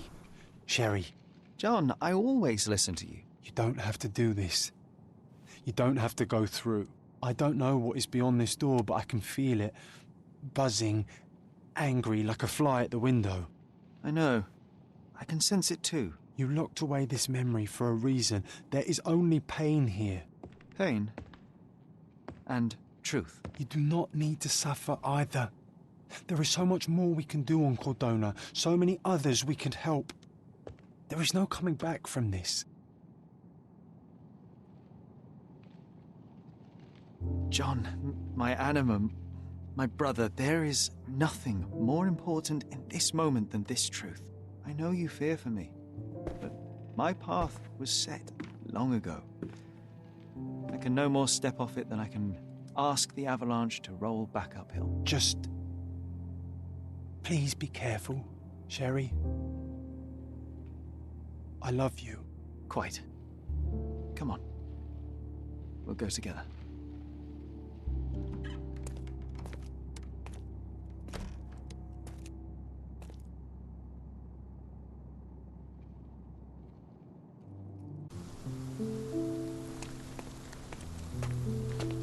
Why Why didn't I remember we had such a big garden? Maybe you forgot it for your own good.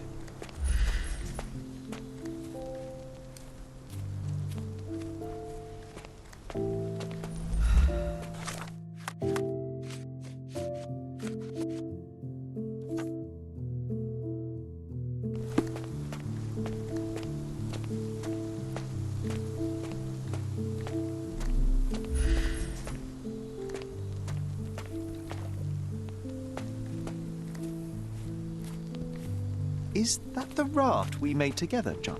Looks more like a pile of rotten planks now.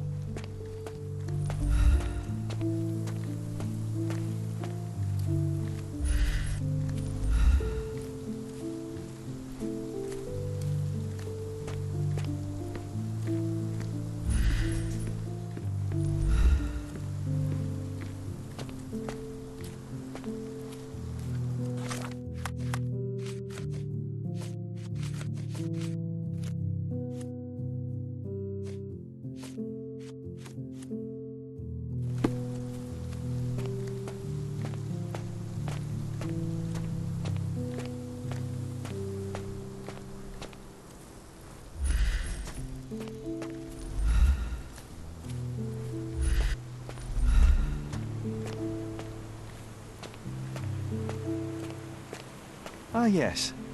The statue of Merope. My mother was trying to restore it.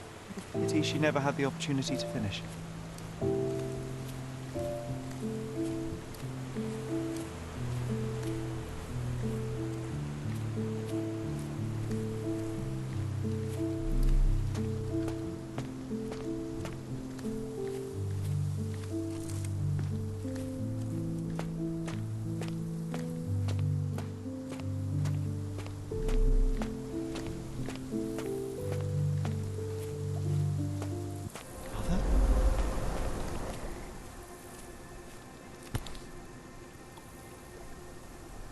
That's from Mother's favorite tea set. What is it doing in here?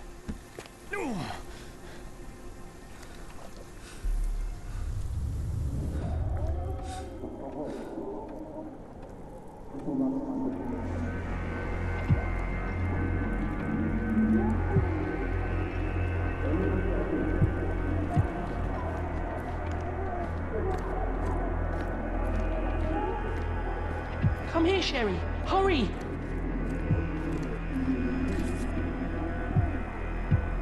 These must help calm her down.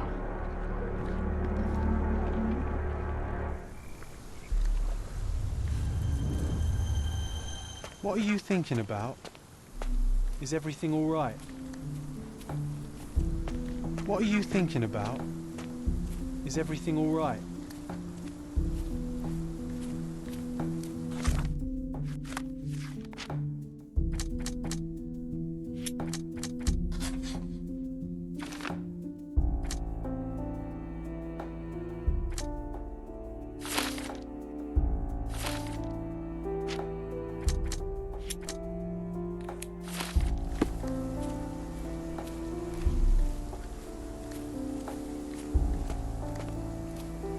What are you thinking about? Is everything all right?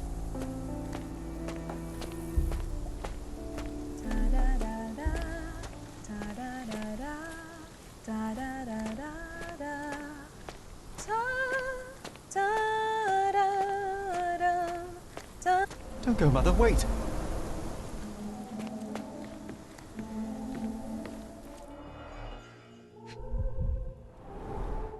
I remember this artifact from Mother's collection. Mother's work journal. I liked poring over the detailed pages and reading about my parents' collection.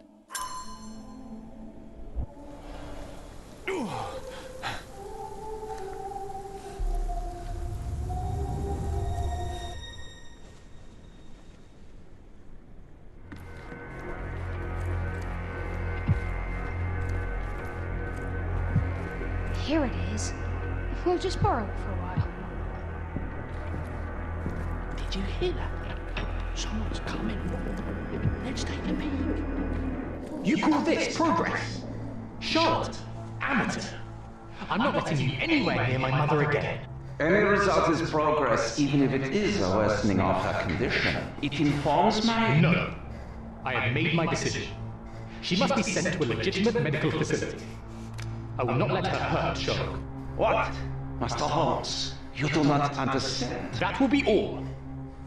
I expect you to have left the house by week's end.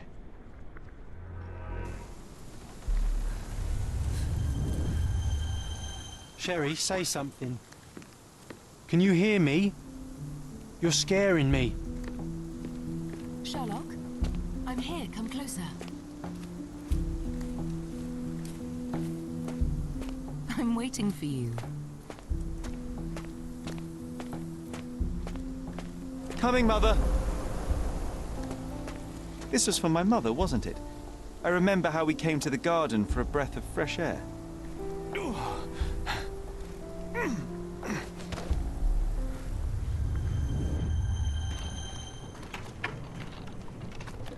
Take me to my flowers, Sherry.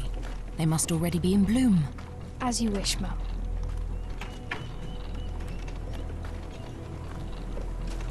I bet you missed the fresh air, didn't you? Terribly. The sun is far brighter than I remember. But I like it. We can walk each day from now on, if you want. That would be wonderful.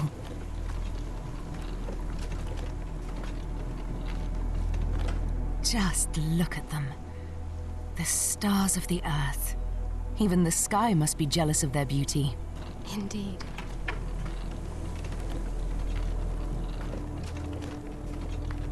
Mother, would you like to go around the water? That would be perfect. I always wanted such a nice pond in London. It looks so peaceful.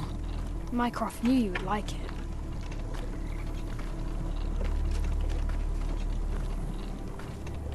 We should put some fish in it, don't you think? How about some carp? That's a nice idea.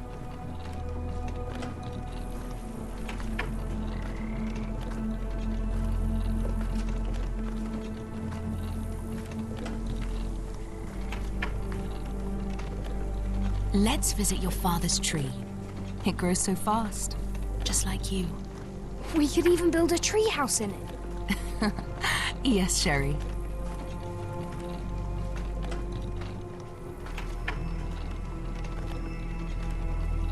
Speaking of your father, could you call him out, please?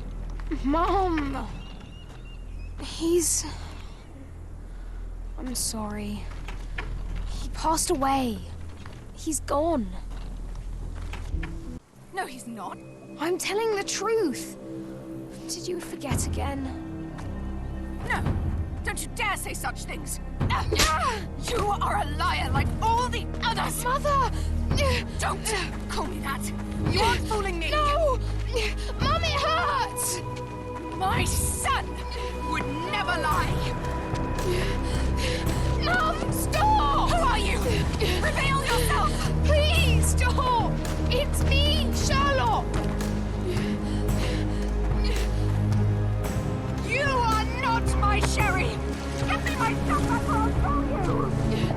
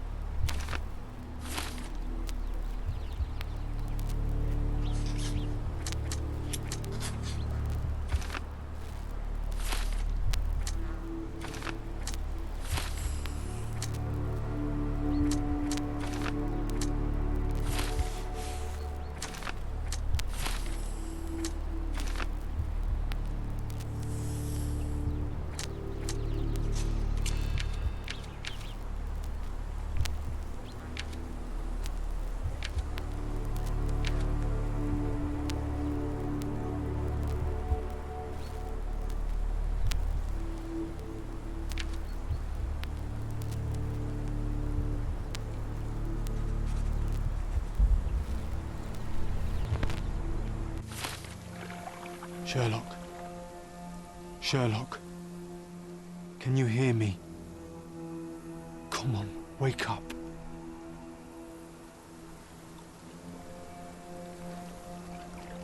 Get off me. Sherry. You knew, and more than that, you hid it from me. You couldn't bear the truth, Sherlock, so I shouldered it for you. I took your pain, your horror. I killed my own mother, John. It is unforgivable.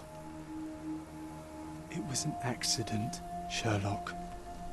She was mad, abusive. You were a child, simply trying to help. How could she? You were a lie, John. A fiction. A crutch.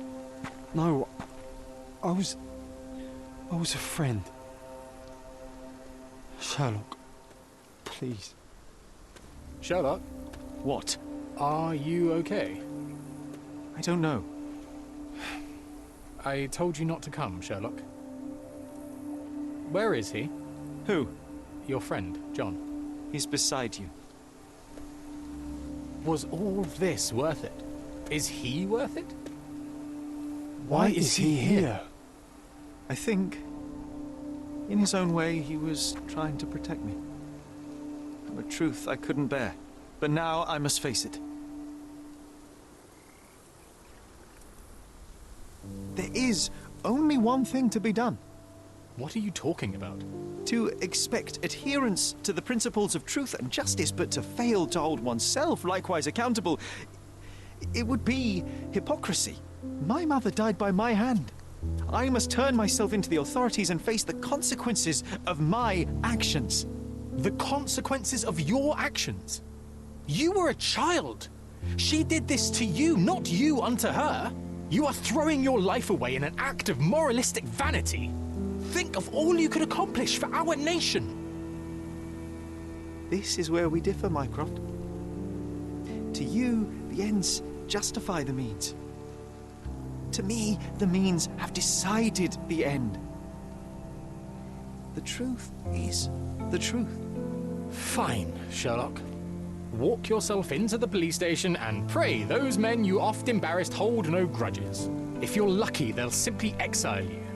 If not, I'll see you in 20 years.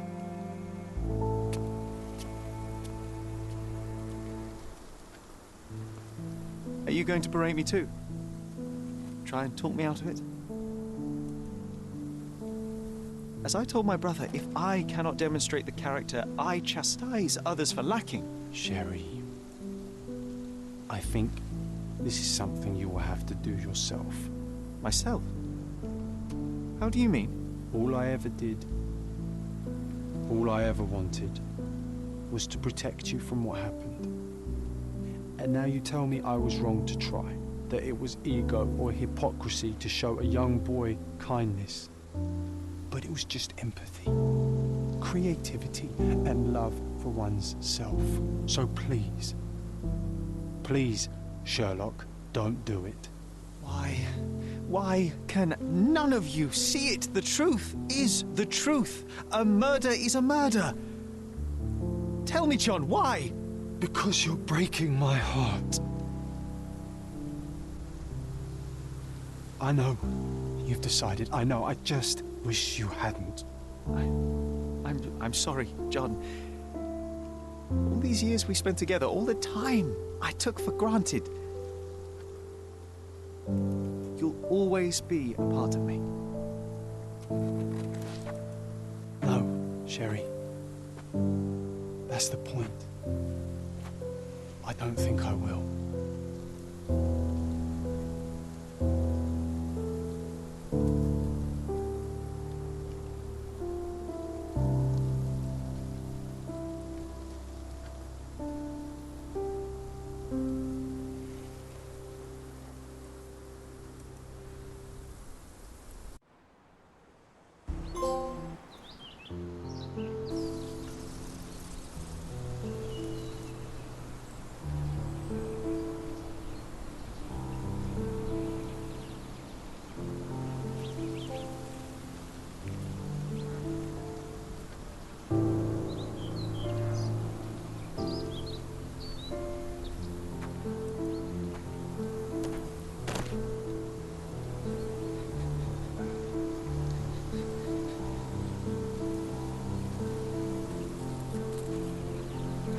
Why are you here? Closure, I suppose. And to help a friend. You and I are not friends. In a race between the thawing of the ice caps and our friendship, I would buy a boat. Ha! Is that right? I can see it now. I know what you did. What did I do? You needled me. From the moment we met, you were searching for weakness. You pushed me to pursue the truth about my mother. You questioned everything I did, everything I believed, to break me. To blur truth and fiction, reality, morality. A saboteur in silk. Was it vengeance, Werner? Or do you prefer Klaus? Excuse me? You are Klaus Richter, Otto's younger brother. Do you hold me responsible for his end? Ha! There was no love lost between me and my brother. I am sure you can relate. Otto was merely the gravity that pulled me into your orbit. Or you into mine. Once I met you, I could not keep away. Then why? What reason do you have for all this? To help you. You're lying. To show you that you were wrong. More lies. I know you now, Werner. Try again. To see what had happened. Or is that yet another untruth? Does it matter? Take your pick. Who cares? You're my masterpiece. I turned Sisyphus into Ozymandias. You could not see the futility of your quest until I helped you to let go of the rock. And now, nothing beside remains. I remain. Despite you, and to spite you. It is a matter of will and power now. Will you overcome this, or shall you decay? Oh, on that note, I brought you something. I want nothing more from you. When one wants for nothing, Sherlock, the best thing to get them is something personal. So, here you are. Now, please excuse me, but the gallery calls. I'm already conceiving my next project.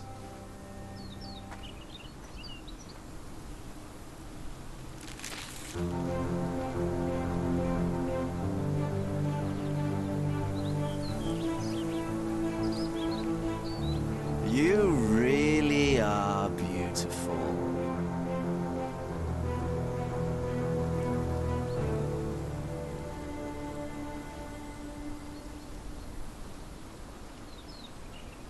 I was prepared to take responsibility for my actions, but again my brother conspired against me. A little diplomatic pressure and the trial was dismissed. Instead, I was exiled from Cordona. Freedom never tasted so bitter. Another perversion of justice at Mycroft's hand. With no means, no home, and no purpose, I returned to London. I enrolled at Cambridge University, but few lectures held my interest. I prefer to spend time alone at the hospital laboratory, pursuing truths in chemical form. No one there questions my choices. I have begun to attract a desperate clientele, men that skulk after me, pleading for answers to their simple mysteries. At first, the distraction was unwelcome. Now, I find myself craving it, lest my mind drift back to the island, to Mother, to John. What was her life worth? How many adulterers and petty thieves will it take to make it right? Can anything?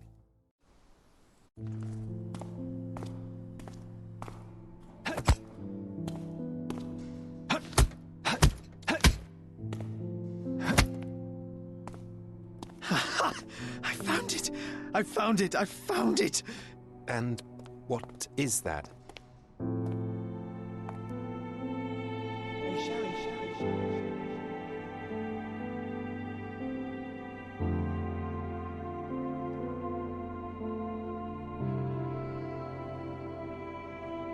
How far, bruises may be produced after death.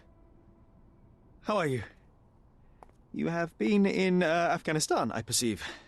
How on earth did you know that? Never mind. The question now is about bruising. No doubt you see the significance of this discovery of mine. It is interesting, no doubt, but practically... Why, it is the most practical medico-legal discovery for years. Had we these data sooner, hundreds of men would have paid the penalty for their crimes. Cases oft hinge upon how a man died. Now, we can know which wounds he suffered alive, which occurred post-mortem, and what instrument was responsible.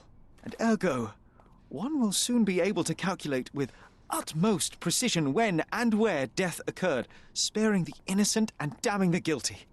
Well, then you are to be congratulated. Indeed. But, you came here on business? Correct again. I am looking for someone with whom to take diggings, and heard you were complaining that you could get no one to go halves with you. I have my eye on a suite in Baker Street, which would suit us down to the ground. You don't mind the smell of strong tobacco, I hope? I smoke ships myself. That's good enough. I get in the dumps at times, and don't open my mouth for days on end. Just let me alone, and I'll soon be right. What have you to confess now? It's best for two fellows to know what bruises each other carries before they begin to live together. My last companion and I... Well, I object to rows because my nerves are shaken, and I get up at all sorts of ungodly hours, and I am extremely lazy. I have another set of vices when I'm well, but those are the principal ones at present. Do you include violin playing in your category for rouse? It depends on the player. A well-played violin is a treat for the gods. A badly played one. Oh, no, that's all right. I think we may consider the thing as settled. Oh, forgive my manners. My attention wavers. Sherlock Holmes. Dr. John Watson. John.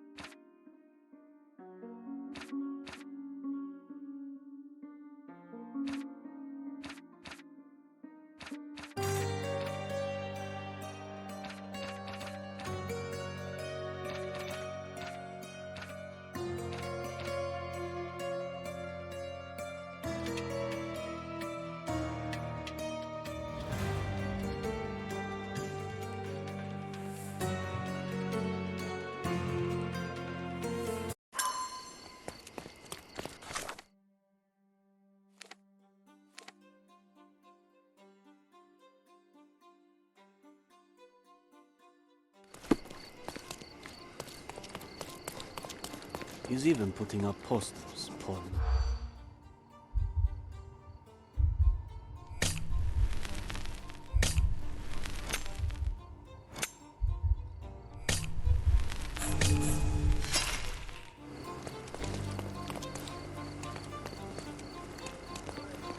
He's even putting up posters.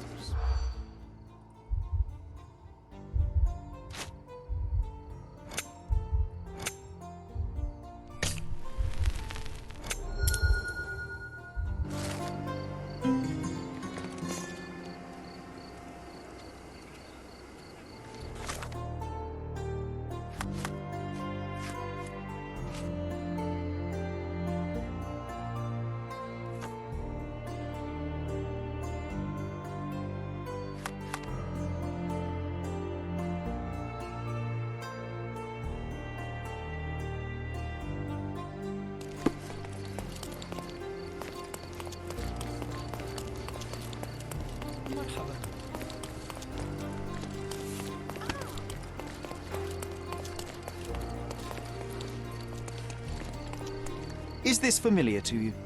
Bad luck, sailor. I don't have a clue about that. Nice to see you.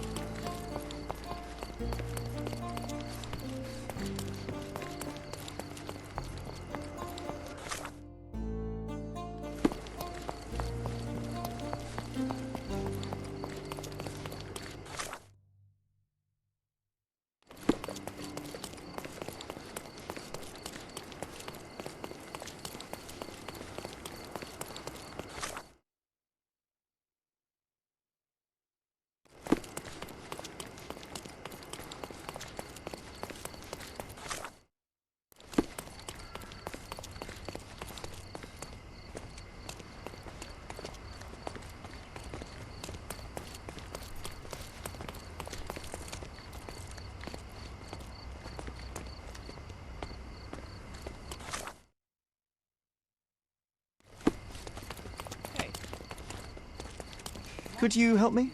Bad luck, sailor. I don't have a clue about that.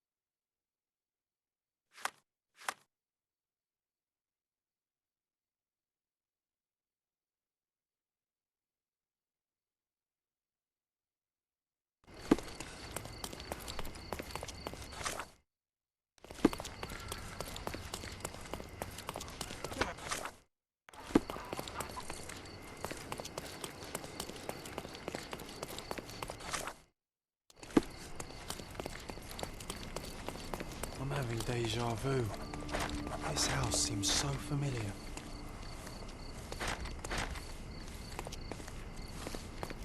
Greetings. Would you be here about my violin by any chance? I am. I saw from your posters that it was stolen. The name is Sherlock Holmes. Very pleased to meet you, Mr. Holmes. I'm Anthony Jones. But by the sounds of it, you haven't seen my instrument, alas. But if there's anything you can do to help locate it, I'd be most glad. Just tell me exactly what happened. How was your violin stolen? Some needy soul broke into my home while I was out. The only thing of value they took was the instrument. Did you report the theft to the police? I did, but they dismissed it as petty theft. Don't get me wrong, I don't blame them. They certainly have more important matters to deal with. It would be another crime if I let some petty thief get away with your beloved violin. Let me help you find it. Oh, thank you very much. I cannot tell you how grateful I am. Oh, hey, come inside, I'll show you everything.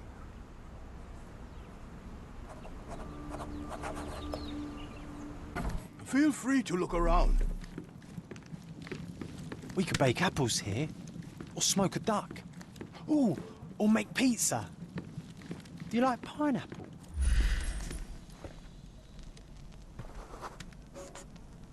The door was kicked in.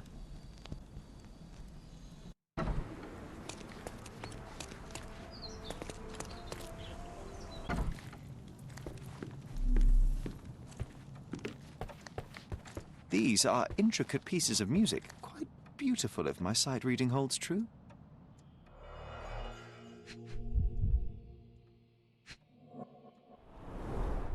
The thief left the bow. I suppose he prefers pizzicato.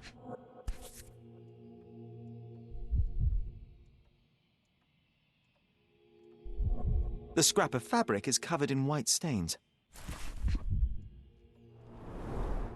Clumsy of a thief to cut himself on the glass he just broke. The jagged bottle reeks of cheap whiskey.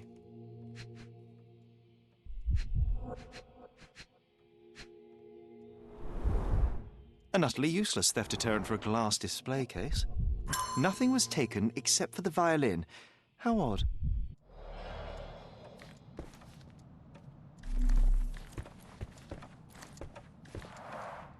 I see you've received many accolades. Ah, those are from a long time ago. I used to perform a lot in my youth. Anything else you'd like to know? Does anyone else live here? No. My dear Emily died long ago. And God never blessed us with children. I used to give music lessons. But nobody visits me anymore. You weren't here when the burglary happened, correct? I was tending to my wife's grave at the cemetery. I was only gone a few hours and locked the door before leaving.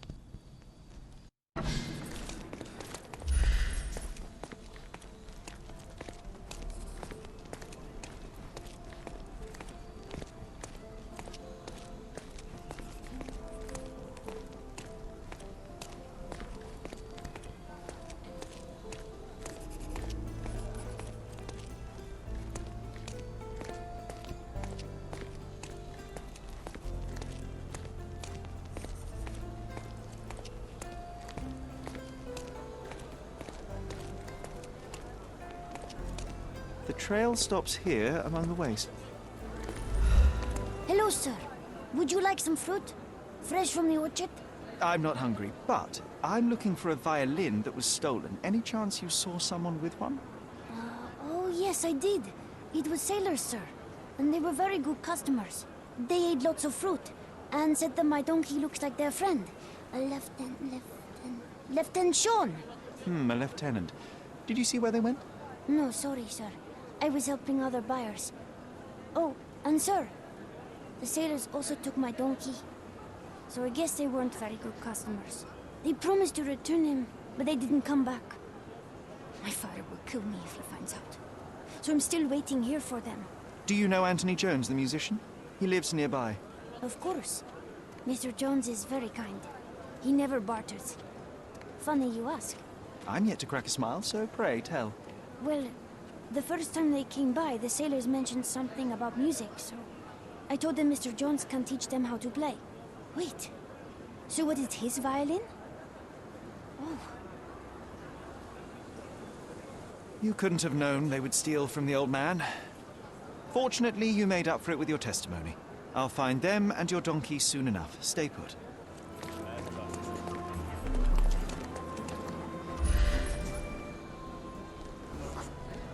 Someone must have seen where they took it. It's a donkey, for heaven's sake.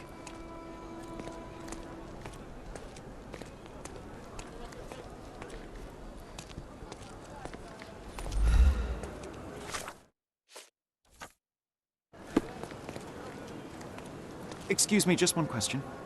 Ah, you are a sailor. I doubt I can be of help to you.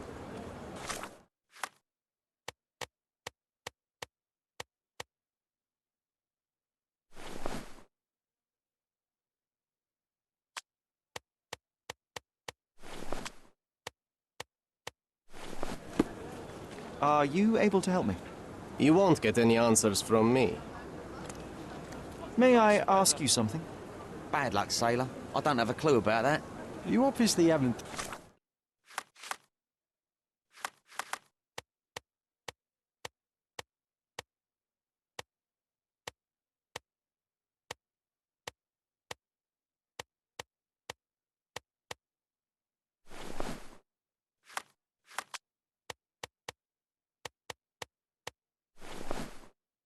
thought this all through. Can you satisfy my curiosity? These people on purpose. Is this familiar to you? This isn't working. You might need a different tack.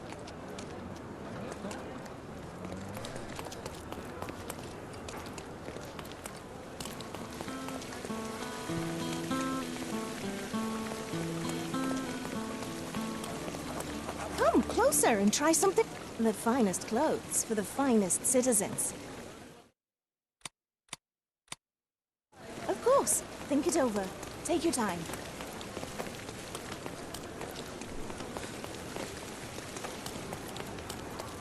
Help me, please. The best antiques in the district. My goods will brighten up your house.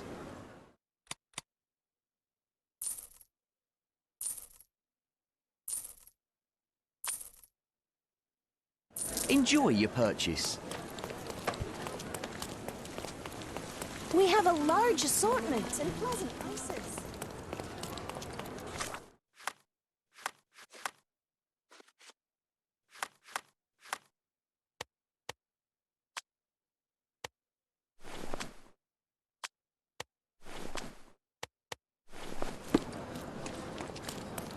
Can you satisfy my curiosity? Oh, every story has a price. You're lucky I'm telling you this for free.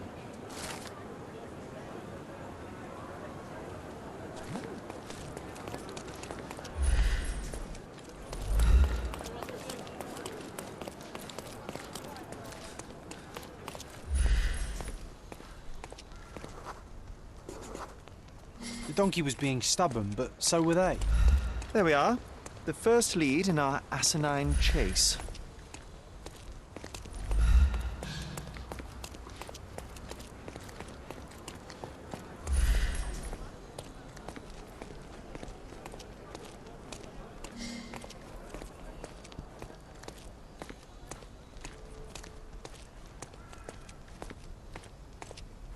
certainly bought a lot of fruit from the boy. Fear of scurvy, perhaps?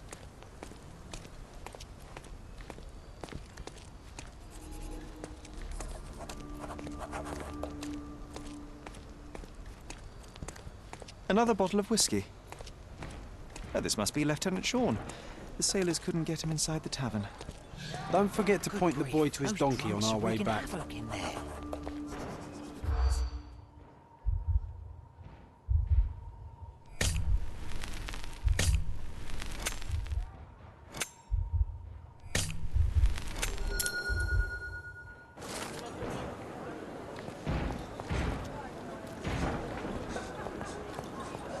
Help me, please. Interesting. But I've never heard of it.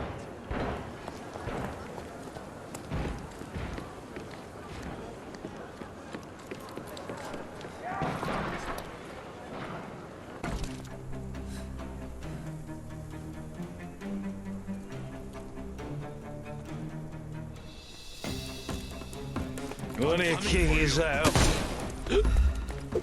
Like hell.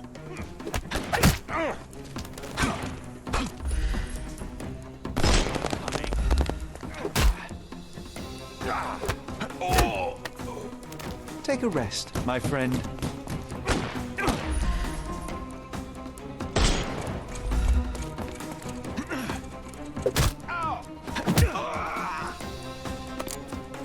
Don't cry. The snuff's ready.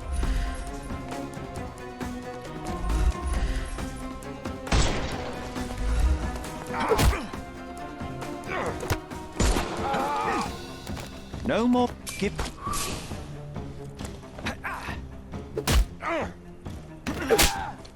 Too simple. I'm coming for you.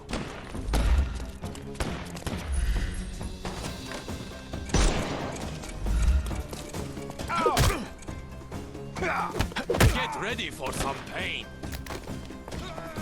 I'm coming for you.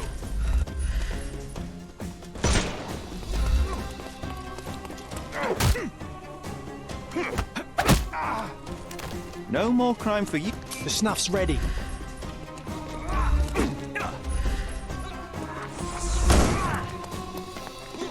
Eat lead.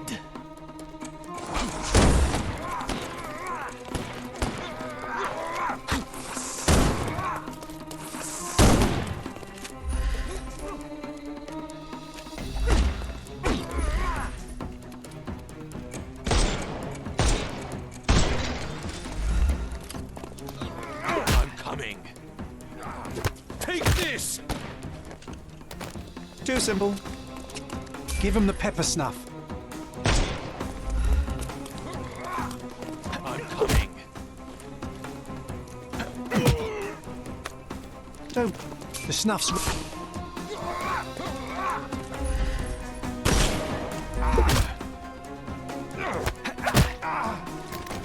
Don't cry, you'll live.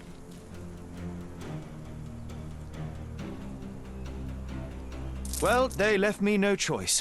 I think I might be nearing intoxication myself just from the smell of them.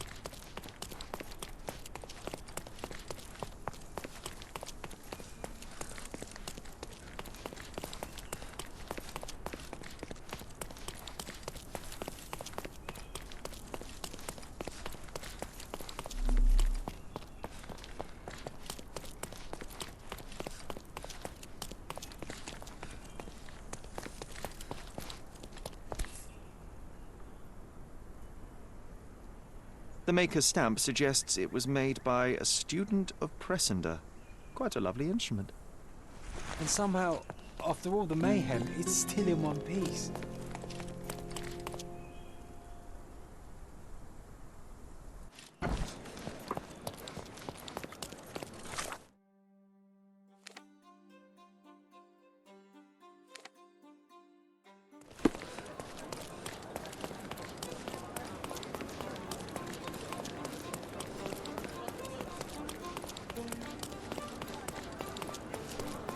I found your donkey. It's not far from here, outside the Wet Whiskers Tavern. You'd better go after it before someone decides to borrow it again. Thank you, sir. I'll be quick as a flash. Hey, Yusuf, please look after my cart, okay? And don't eat anything. Well, You can have a couple of grapes, but only the small ones. Well done. I look forward to the beautiful reunion.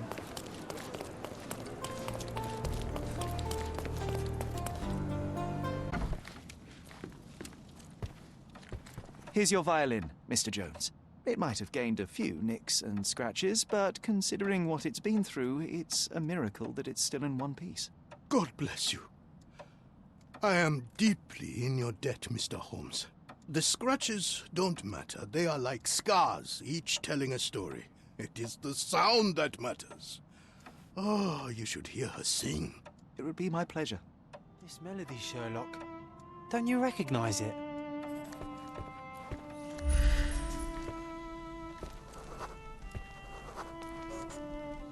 Look up, Sherry. There used to be an attic up there. We used to sneak in from the roof and listen to Mr. Jones play when we were children. You should tell the old man the truth. I think it will mean a lot to him. Bravo! I'd forgotten how beautiful a violin sounds in the skilled hands of a virtuoso. That, melody, it brought back some memories. I have a confession to make, Mr. Jones. As a child, I used to sneak into the attic above this very room and listen to you play. Spellbound by the music. So that was you. After my wife's death, it was difficult to pick up the violin again. But knowing someone was listening helped me persevere. In fact, a young man like yourself could breathe a second life into this instrument. It's a remarkable outlet for one's emotion. You should have it. I can't accept that. And, oh, I don't play. It's never too late to learn, Mr. Holmes. The way I see it, the violin chose you. Take good care of her.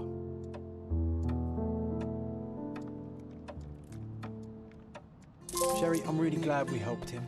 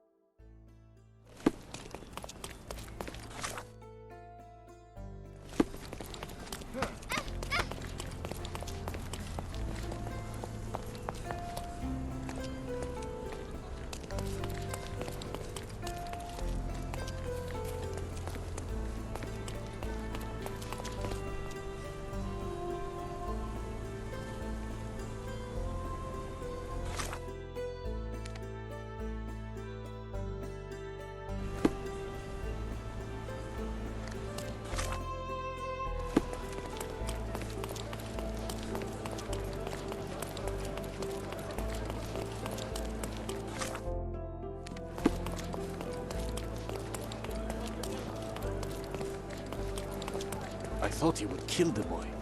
I've never seen Joe.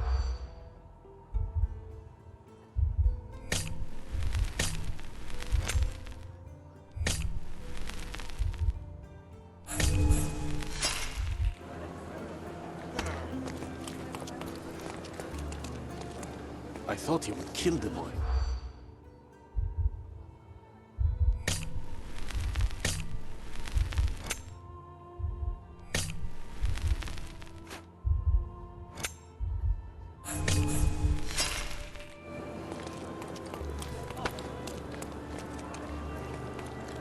I thought he would kill the boy.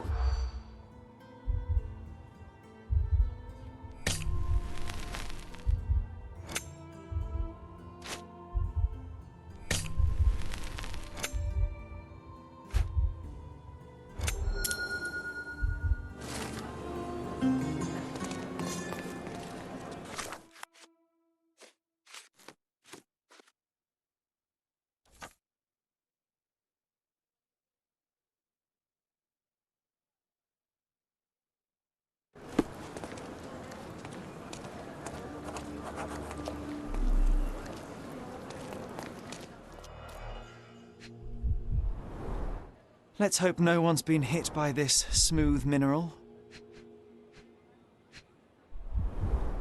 A deck of tarot cards, very popular among street performers. The name of the original performer has been replaced with Dilwyn.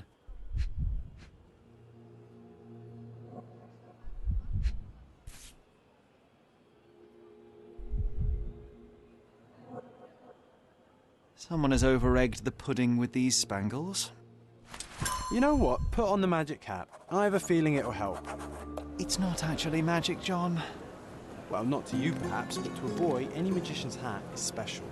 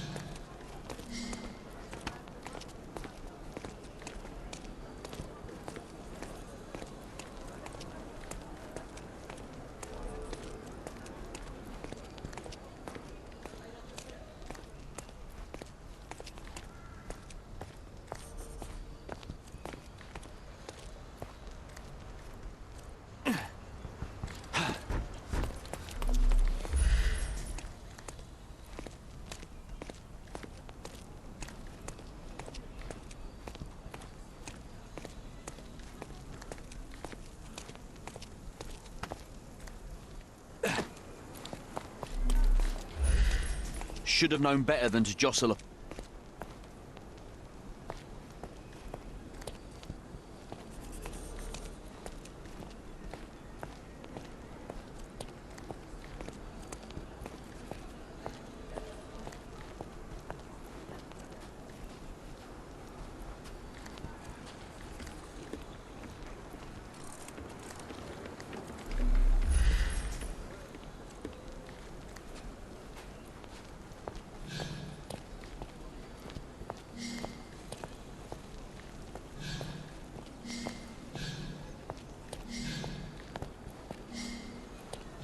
It's all right, boy. You can come out. Your pursuer has been intercepted by Cordona's finest. I didn't do... Hey, that's my hat you're wearing. I know it is. I followed you from your magic stand. Are you okay? I'm fine. You should keep the hat. It makes you look like the amazing Alonzo. He's the best magician around. It never suited me anyway. Is that so? Let me take a look at you.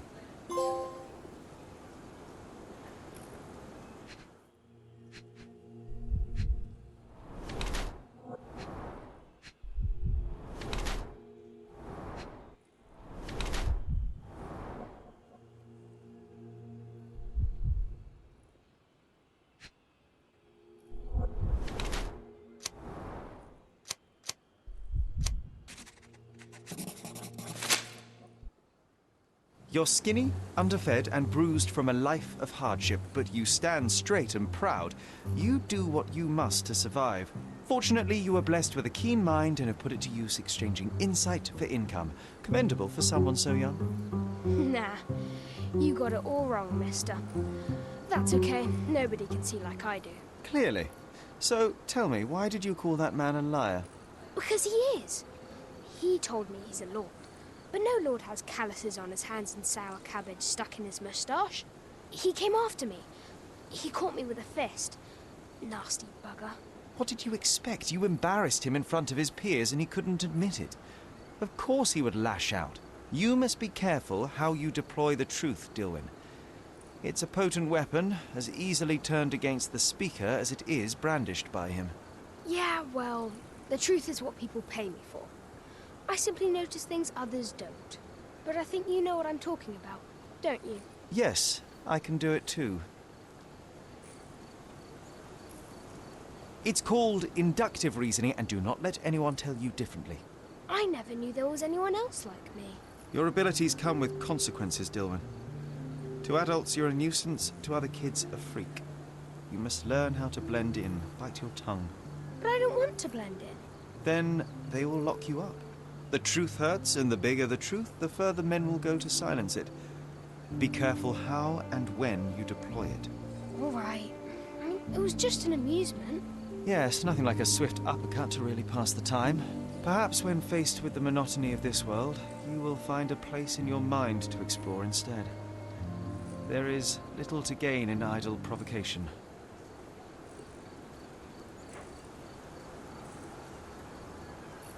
Why don't you go to the police and show them your skills?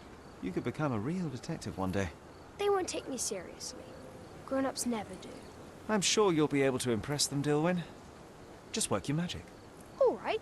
Maybe I'll do that. Catching criminals could be fun. Before you go, impress me. What do you see? You're overconfident, as a way to mask your insecurities. You're more vain than you care to admit. And you notice when people notice you. You act like you don't need anyone, because it's easier to pretend you like being alone than to ask for help. You desperately hope to find somewhere you belong. But you never will. Nowhere, no one will ever be enough. And the truth is, you're terrified. You're too smart and too empty inside. You know how dangerous that is, and you know exactly what you're capable of. Valiant attempt, but alas, you've missed the mark. Oh, really? Well, what does John think? Sherlock, did he just... how? I don't know.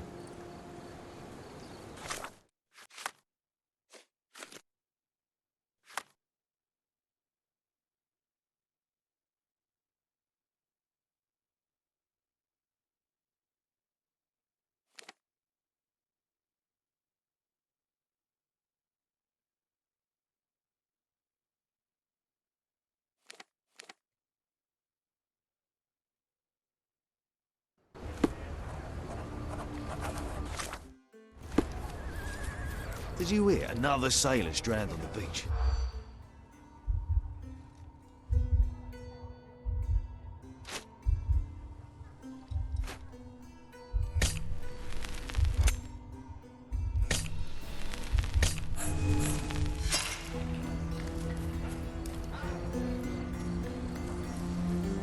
Did you hear another sailor drowned?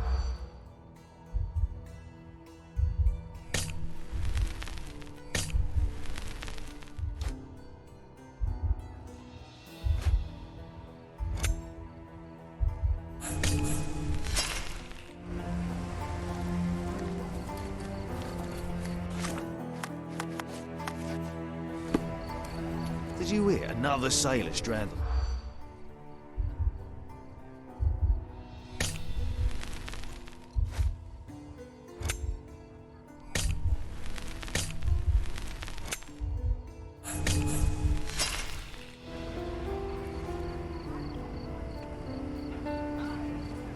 Did you hear another sailor drowned on the beach?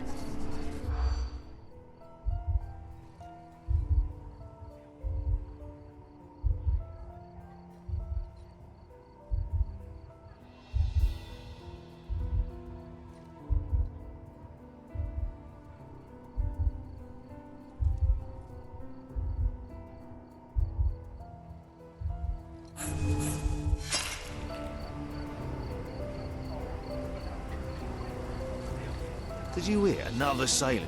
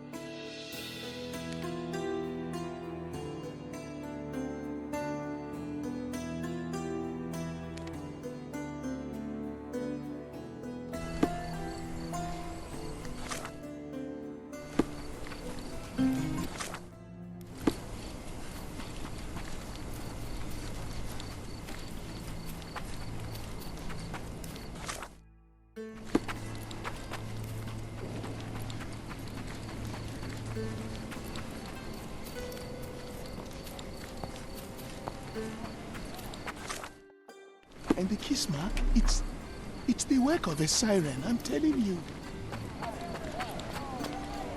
Here to gawk at the bloater? Not at all, officer. Perhaps I can help. Help with what exactly? Solving an accident? Fellow drank himself to death, literally. Case closed. It's not the first case, neither. A few days ago, another drunken sailor drowned himself in a fountain. What can you tell me about the other sailor? Nothing to tell. Some rich chap complained about a dead body in a fountain. Wasn't me who inspected the scene, though. Should have gone easy on the bottle, if you ask me. They get to shore, they start drinking like fish. Too bad booze doesn't make them grow gills, eh?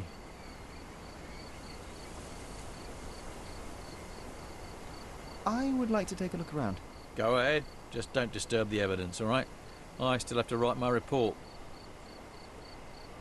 There's talk on the streets that a siren could be responsible for the drownings. A siren? You mean the bird woman kind? Why, of course, we've got sirens aplenty round here. Harpies, too. Oh, please. It's a good thing the tide hasn't washed away the tracks. I should inspect them more closely. His whole body is tense, stiffened by rigor mortis. The face is frozen in a contorted smile.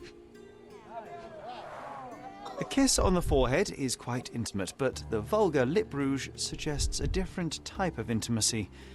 Interesting.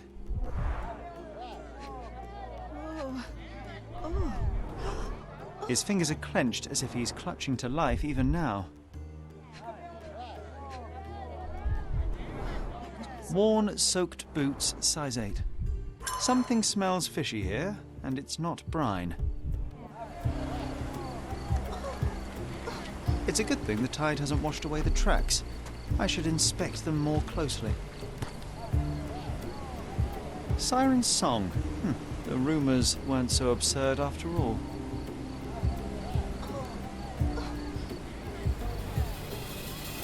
There's still some left, just enough for a tipple.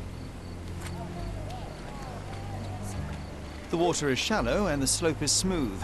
One would have to be dead drunk to drown here.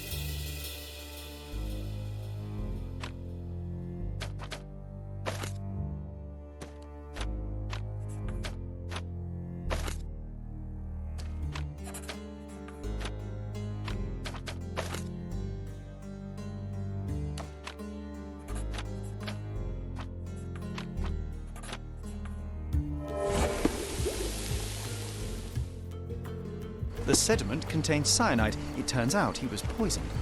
Didn't the copper say that fellow drank himself to death? He wasn't wrong.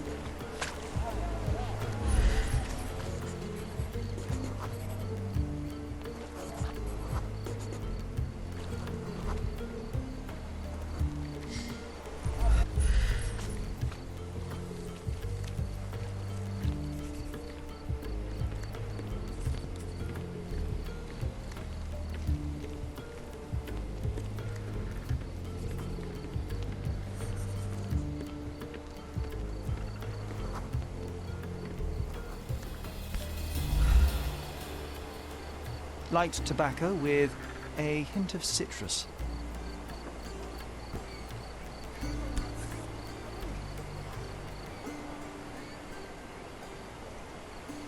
A bright red lip rouge mark.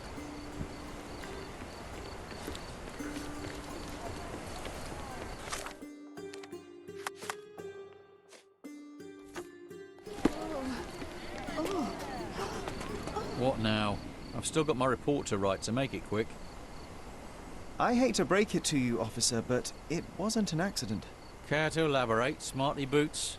The bottle of wine I found near the victim had been poisoned with cyanide.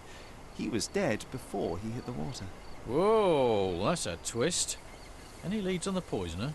Nothing to put my finger on, but I might need to inspect the other drowned sailor. Well, of course I won't stop you. It's not my case anyway. We had a complaint about a body in a fountain. Can't have bodies laying about in fountains, can we? It was somewhere in Scaladio, as far as I know. You think they're connected?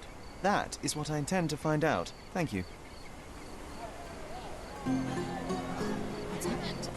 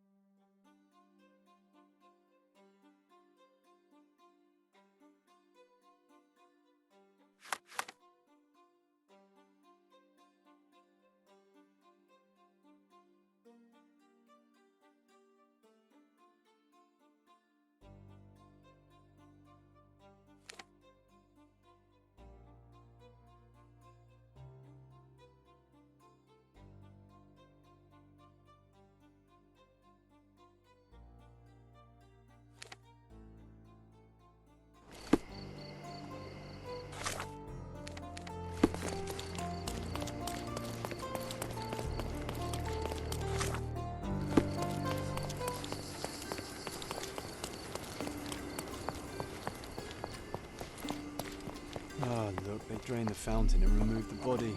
I'm too late. No matter, we'll work in a with what we 2 have. feet deep fountain. I've seen some things, but this really takes the biscuit.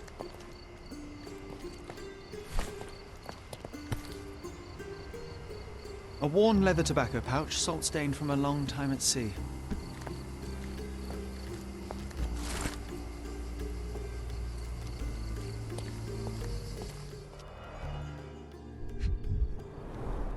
The victim won't be needing his cap anymore. I might as well take it. This wine, again. Don't sailors prefer spirits? Drained to the last drop.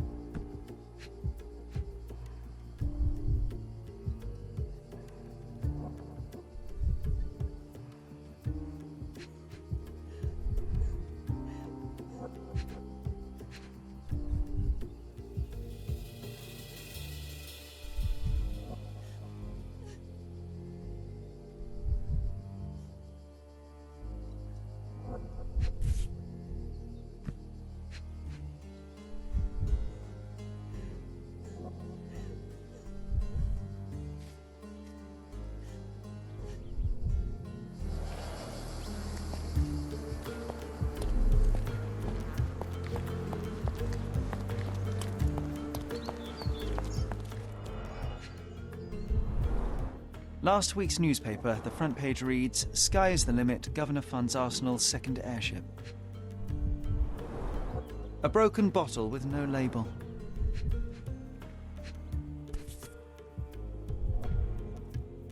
A bright red lip rouge mark. Light tobacco with a hint of citrus.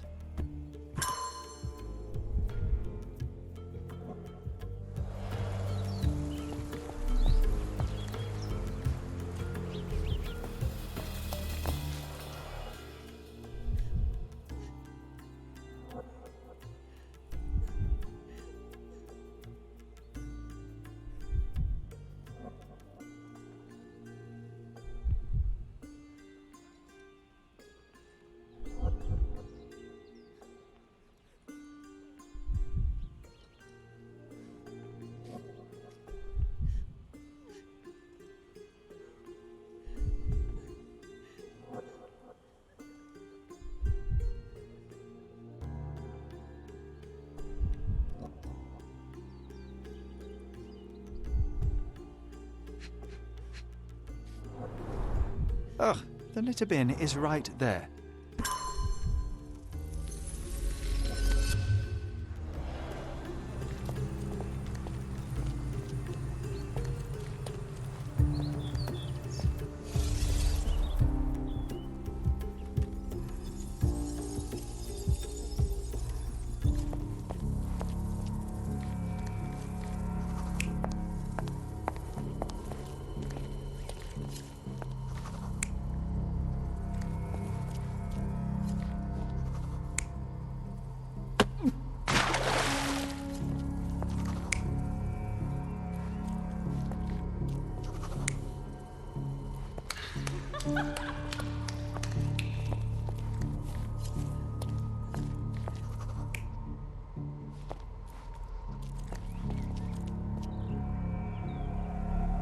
You're not even trying, Sherry. Concentrate.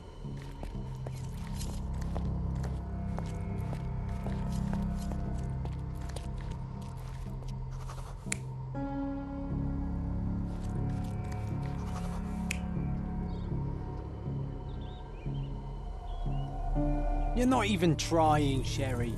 Concentrate.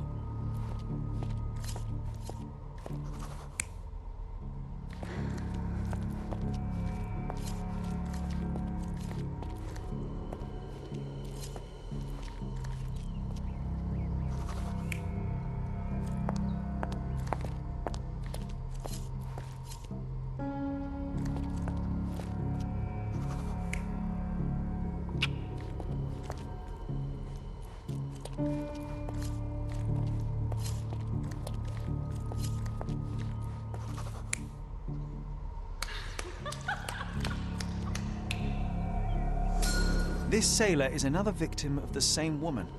She poisoned him and pushed him into the fountain to make it look like an accident. Sherlock, the spot where he fell, I saw something. Maybe you should take a look.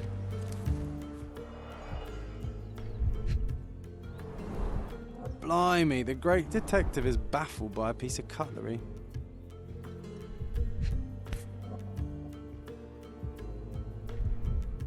A water-soaked matchbox from The Drinking Dutchman. Must be a local pub.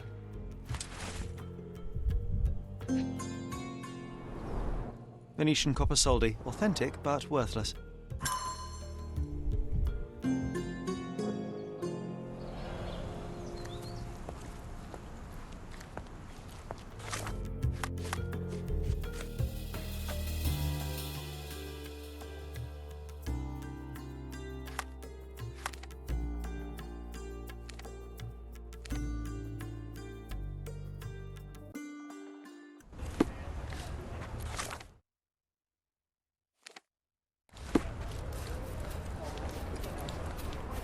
Not looking for company, boyo.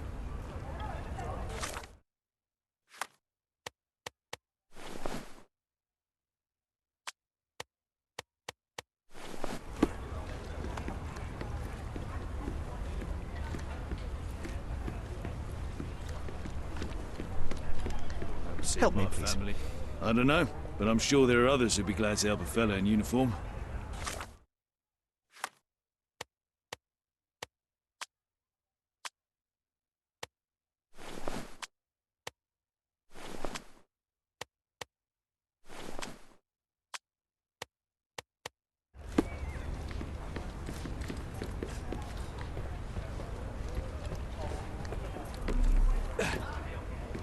May I ask for your assistance? I'd help you if I could, but I know nothing.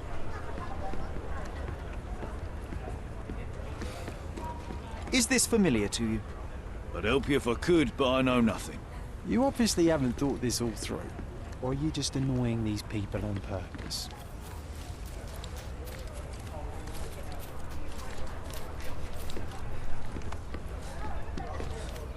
I'm shipping up to Boston in a few days. Excuse me, just one question. I'd help you if I could, but I know nothing.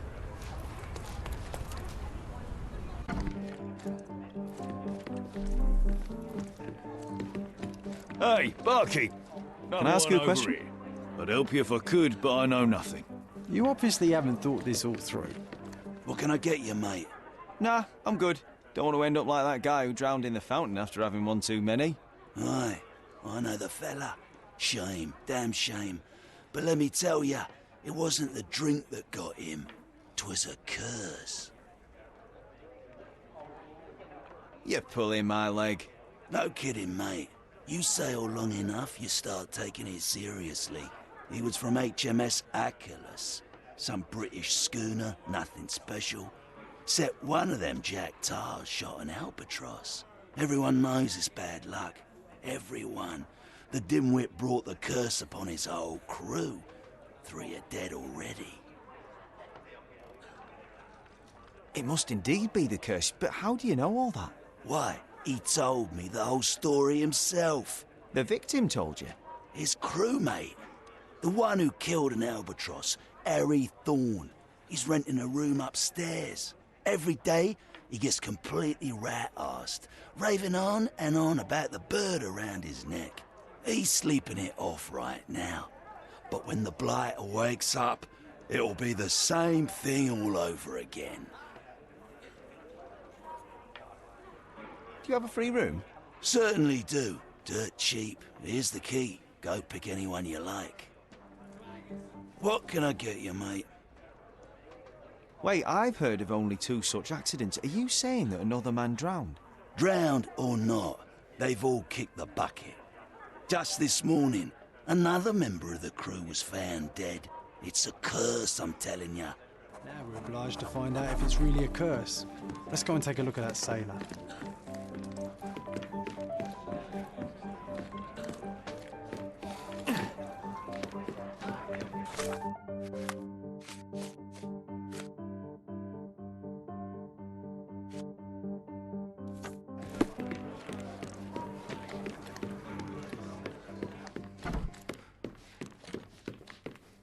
Oh, it smells of stale cigarettes and damp bed sheets.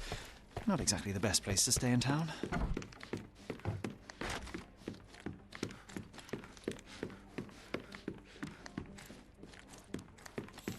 Oh, the smell alone makes me feel groggy.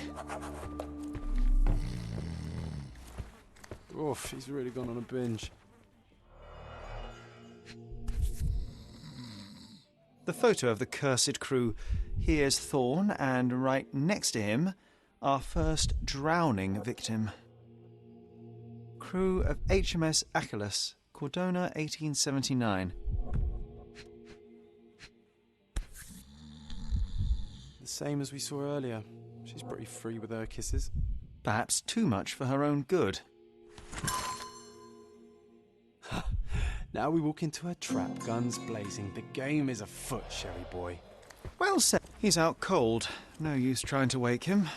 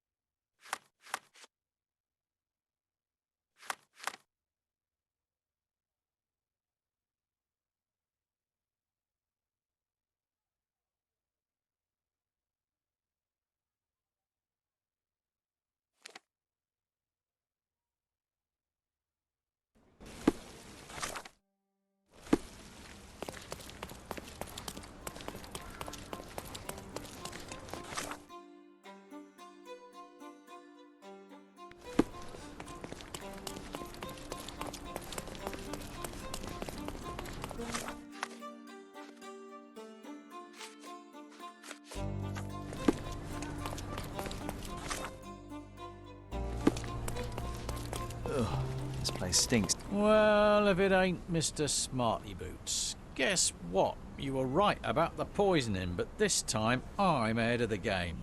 We've got another homicide on our hands. Same method, same everything. See for yourself.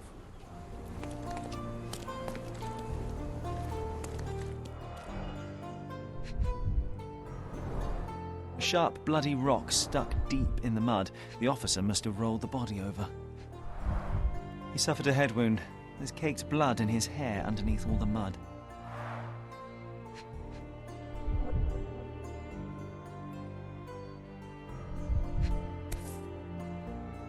An empty bottle of rum. There'd be no sirens.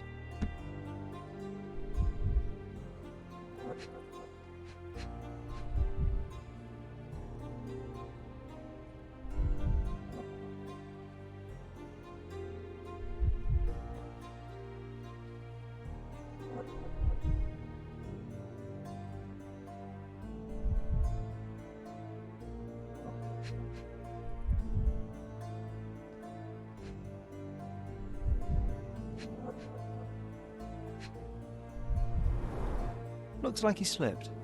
This was clearly an accident.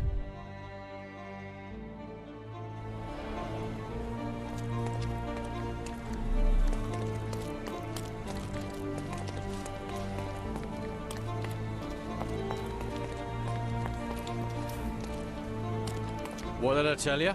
We've a killer on the loose. I knew it. That may be true, but this here is very clearly an accident. The victim slipped and hit his head on a rock. I would have thought it obvious. Oh, you've got to be kidding me. I thought I had all this sewn up. But you just had to come along and make me look like an idiot. I hope you're happy now, genius. Just move along. So it was a curse after all. The curse of clumsiness. I hope it's not contagious.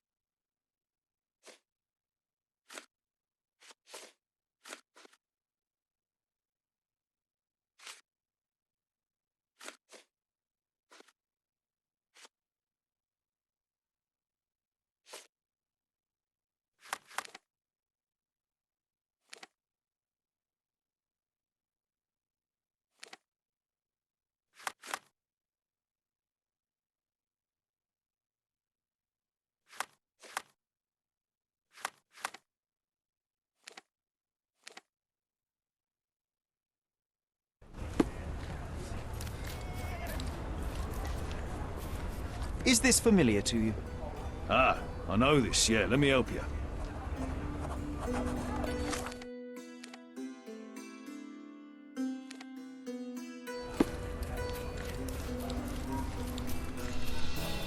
Does this poster truly claim that Cordona has a ghost?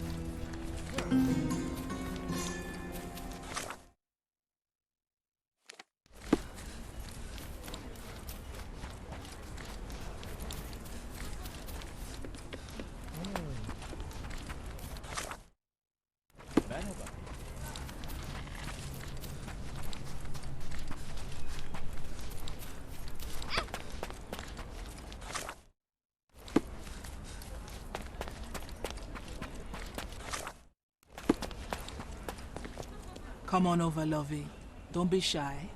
I can see you're up for some fun. Madame Pauline will see you right. Girls, boys, a bit of both. Whatever tickles your pickle, darling.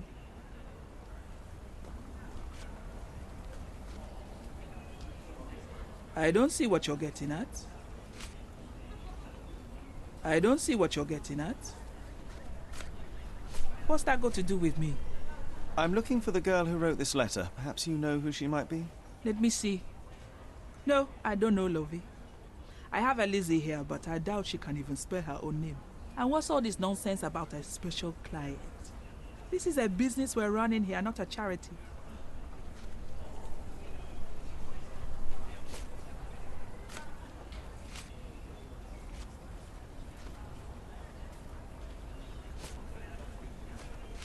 I'm looking for a specific girl. This is her shawl. Do you have any idea where she might be? Ah, I know who you mean. It's the goody two-shoes down the street. She's not one of mine, though. She's not even a working girl, if I say so myself. Trust me, Lovey. We'll give you a much better time. I don't doubt it, Mom, but I have to see her first. Thanks for your help.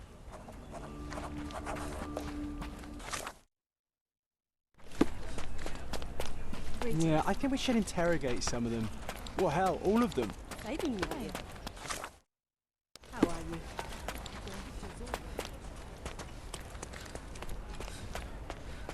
Sorry, you're not my type.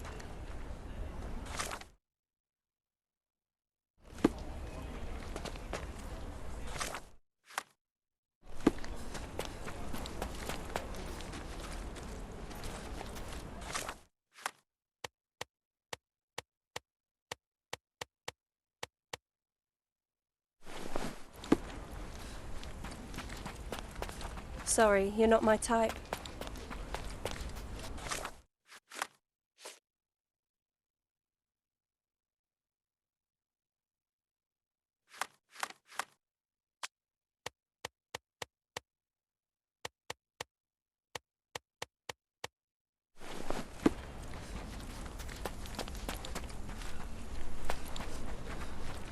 Harry, dear, you finally... Oh. I'm sorry, sir. I thought you were someone else. Who did you think I was, miss? I'm waiting for a friend. He's a sailor, like you.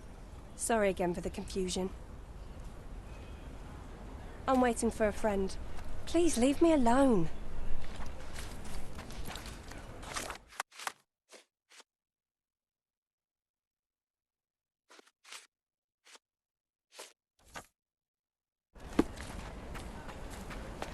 I'm waiting for a friend. Please leave me alone.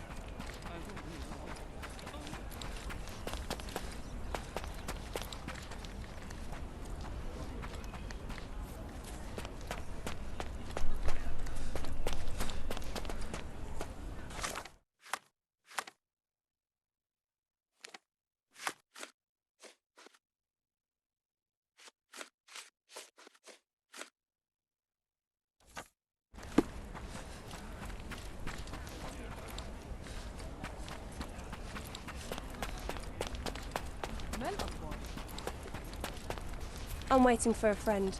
Please leave me alone.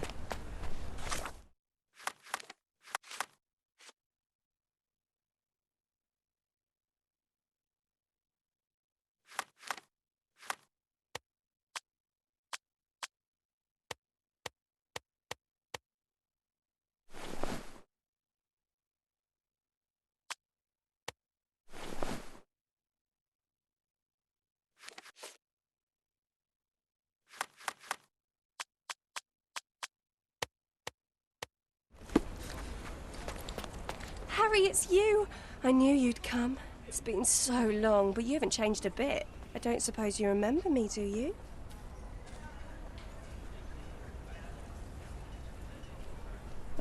Can't say that I do. Oh, it's all right. I expected as much. You were a few sheets to the wind the night we... You know, I'm Eliza, but you can call me anything you like, my lovely. Did you get my letter? Ah, yes, the letter. Hello, Eliza. Hello, handsome. I've missed you. I wonder if you still have your prowess. Why don't we go to my place for some wine and something extra? How could I refuse such an offer from a pretty girl like you? Let's go right now. Wonderful. Follow me. It's not far from here. Well, here we are. Make yourself comfortable, love. There's wine on the table. You should have some, loosen you up. Bring out your naughty side. Won't you drink with me? Absolutely. I'll join you in a minute. I just need to powder my nose. All right then. I'll be waiting for you, pet. Did you just call her pet? Seriously? Boy, you are truly hopeless, Sherlock. Siren's song. She is consistent, I'll give her that. The bottle was open and the cork replaced.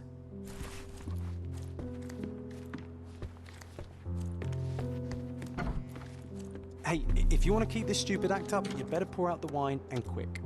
Hurry up, she'll be out any second. HMS Achilles, Friday, 5 p.m. She prepared for their arrival.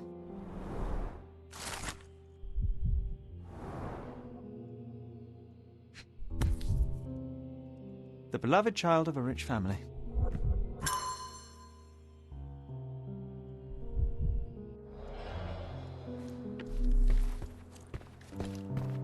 Come on, hurry up.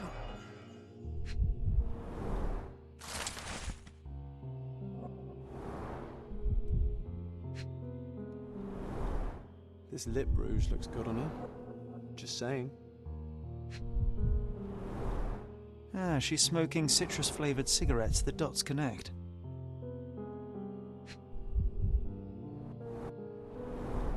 White powder with a bitter almond-like odour. These are no smelling salts. It's cyanide.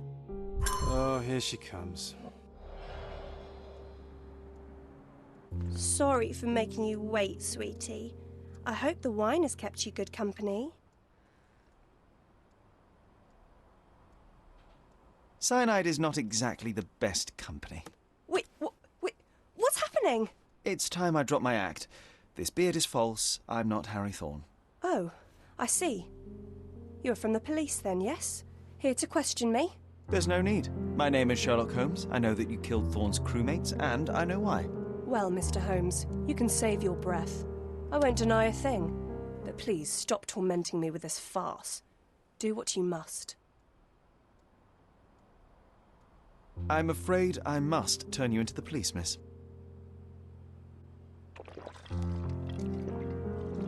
The police, you say? The police who didn't lift a finger to bring my abusers to justice. How are they any better than those animals? No, I won't give you the satisfaction.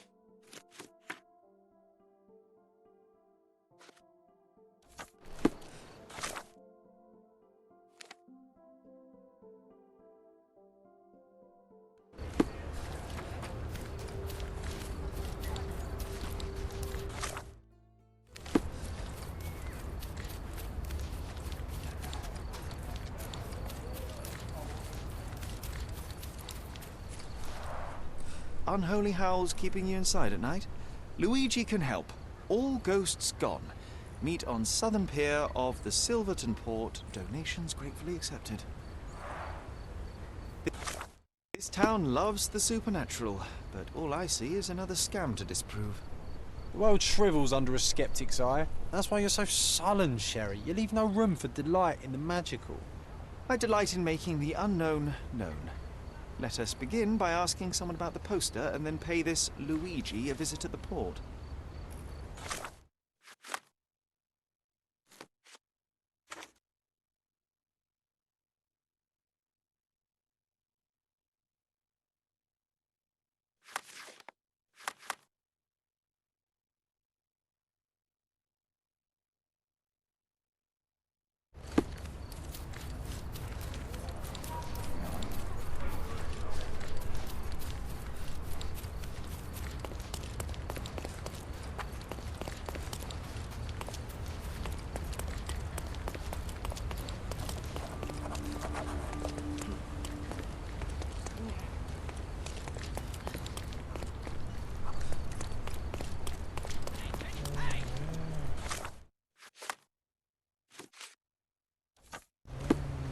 Can I ask you a question?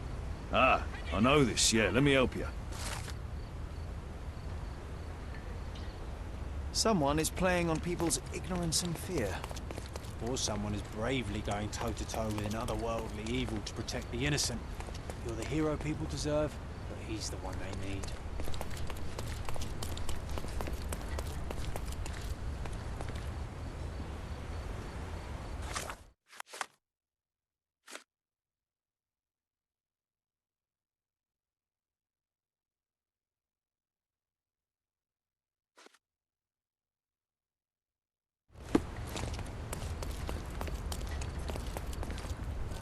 Could you help me? I don't want any business with a man who lives by violence.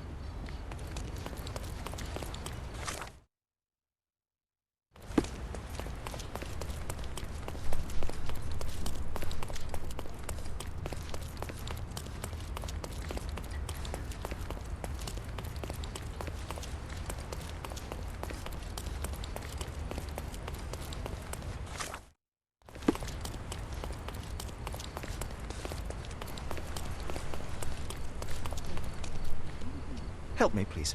I wish I could help you, sailor.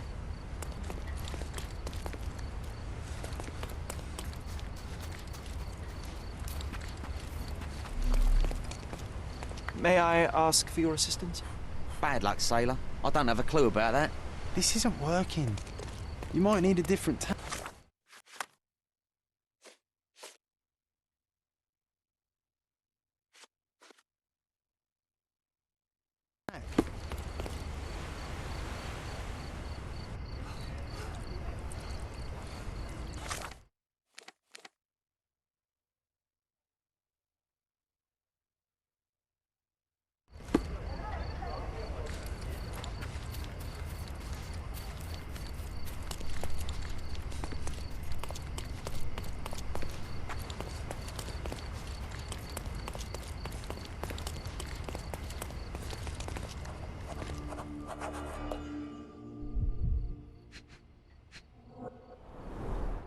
Not much brandy was spilled when the bottle broke. Someone had drunk most of it already.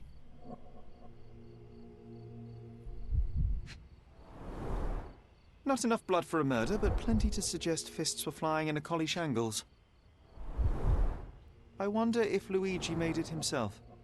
I reckon the ghost is responsible for all this mess. Don't jump to conclusions. Until we locate any evidence to the contrary, we shall continue to exclude the supernatural. Let me concentrate, John.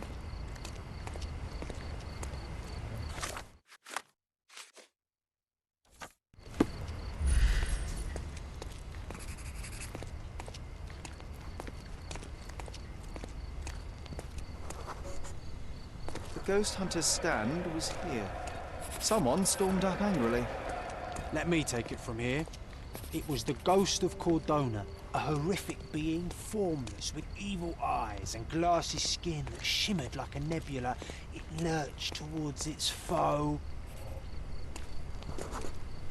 No, John, it was human. We're staring at the evidence of a scuffle between men. A little imagination never hurt anybody. If a mark realizes they've been had, that the fear was baseless, the money defrauded, they will likely return to voice their displeasure.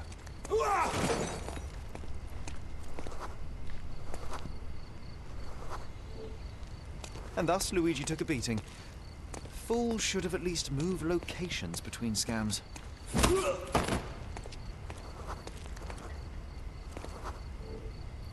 After the attack, he fled bloodied and bruised.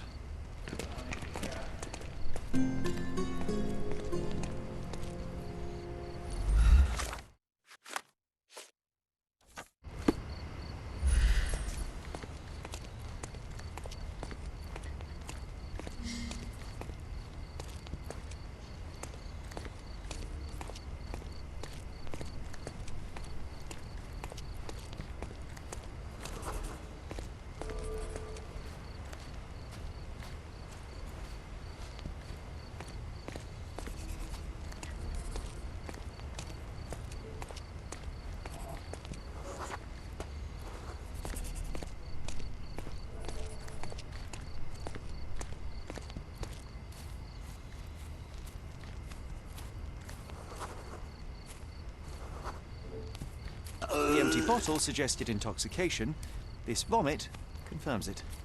Well, if you were tailing supernatural creatures for a living, wouldn't you start drinking? Thanks to you, I am often forced to tail the supernatural, and yet I'm still sober. Mostly.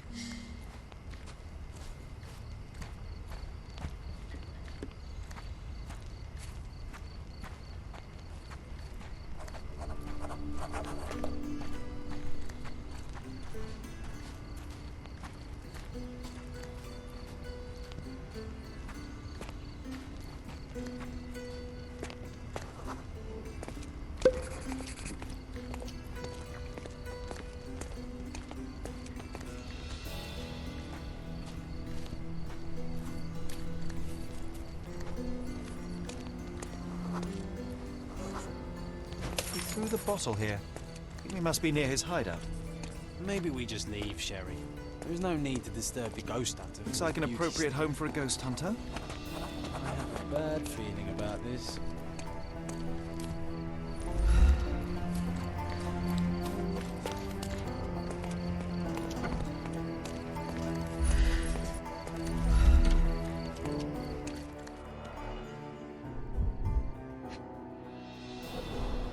Donations, one presumes.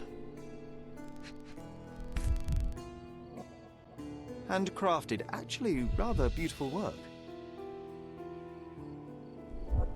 An eerie and unsettling sound.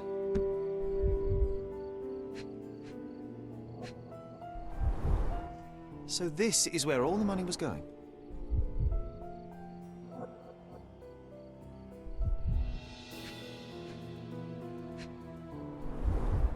The painter definitely has an aesthetic. So you see, John, nothing supernatural, just a drunken lowlife fooling superstitious sailors for a living. You can't argue with the truth. The truth will out no matter what one does. You can embellish it all you like, but you're just delaying the inevitable. Well, he can delay it no more. After what happened at the port, this scam won't work again.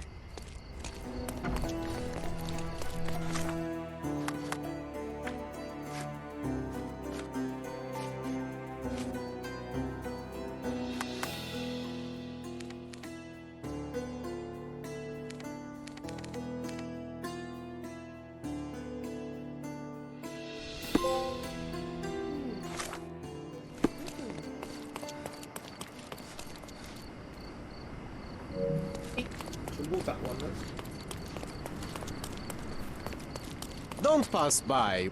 Let's pick something that suits you. Don't leave. Come, come. Marhaba. It's a good day for a purchase. May your purchase bring you joy.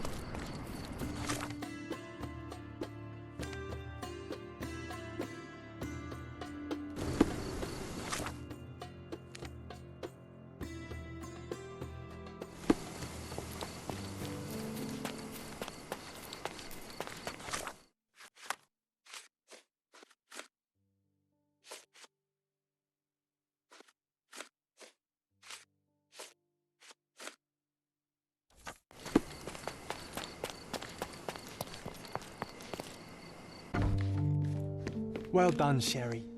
The hall now looks much as it did in our youth. Brings back fond memories.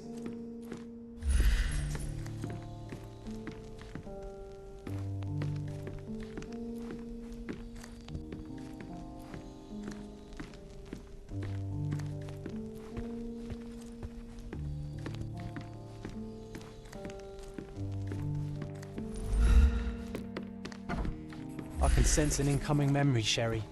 Do you? I was so frustrated to find only one bed in this room. Mycroft initially refused to bring another for you, but after a week-long dispute, he gave in. What a stubborn man. How well do you think he would sleep without a bed?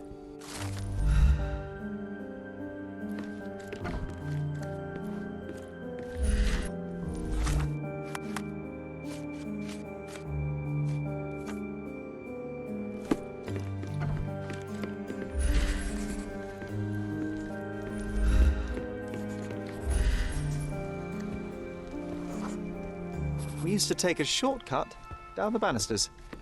Much to everyone's annoyance. Oh yeah, what fun. They had to fix these handrails several times. I wouldn't try it now, Sherry, tempting though it is.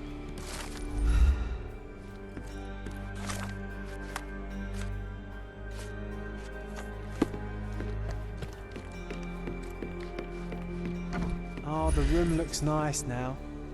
It's comforting to see the way it was meant to be.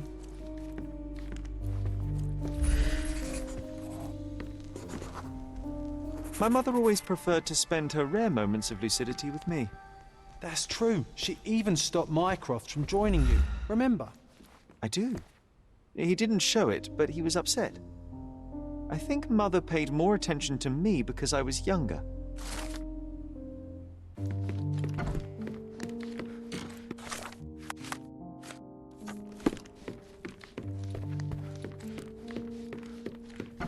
Now it looks exactly like it was a decade ago. I can almost feel the memories hitting me.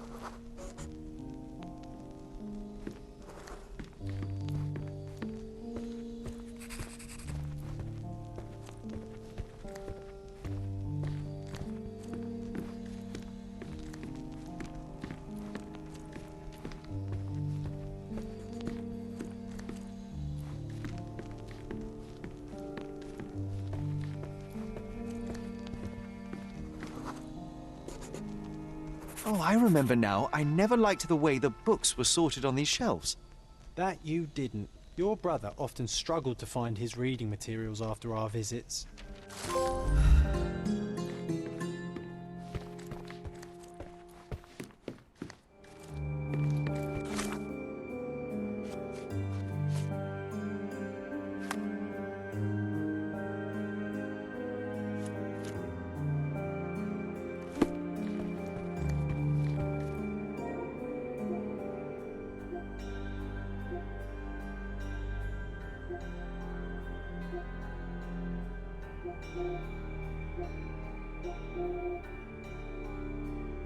好了，打完了。那今天开到这里，感谢各位收看。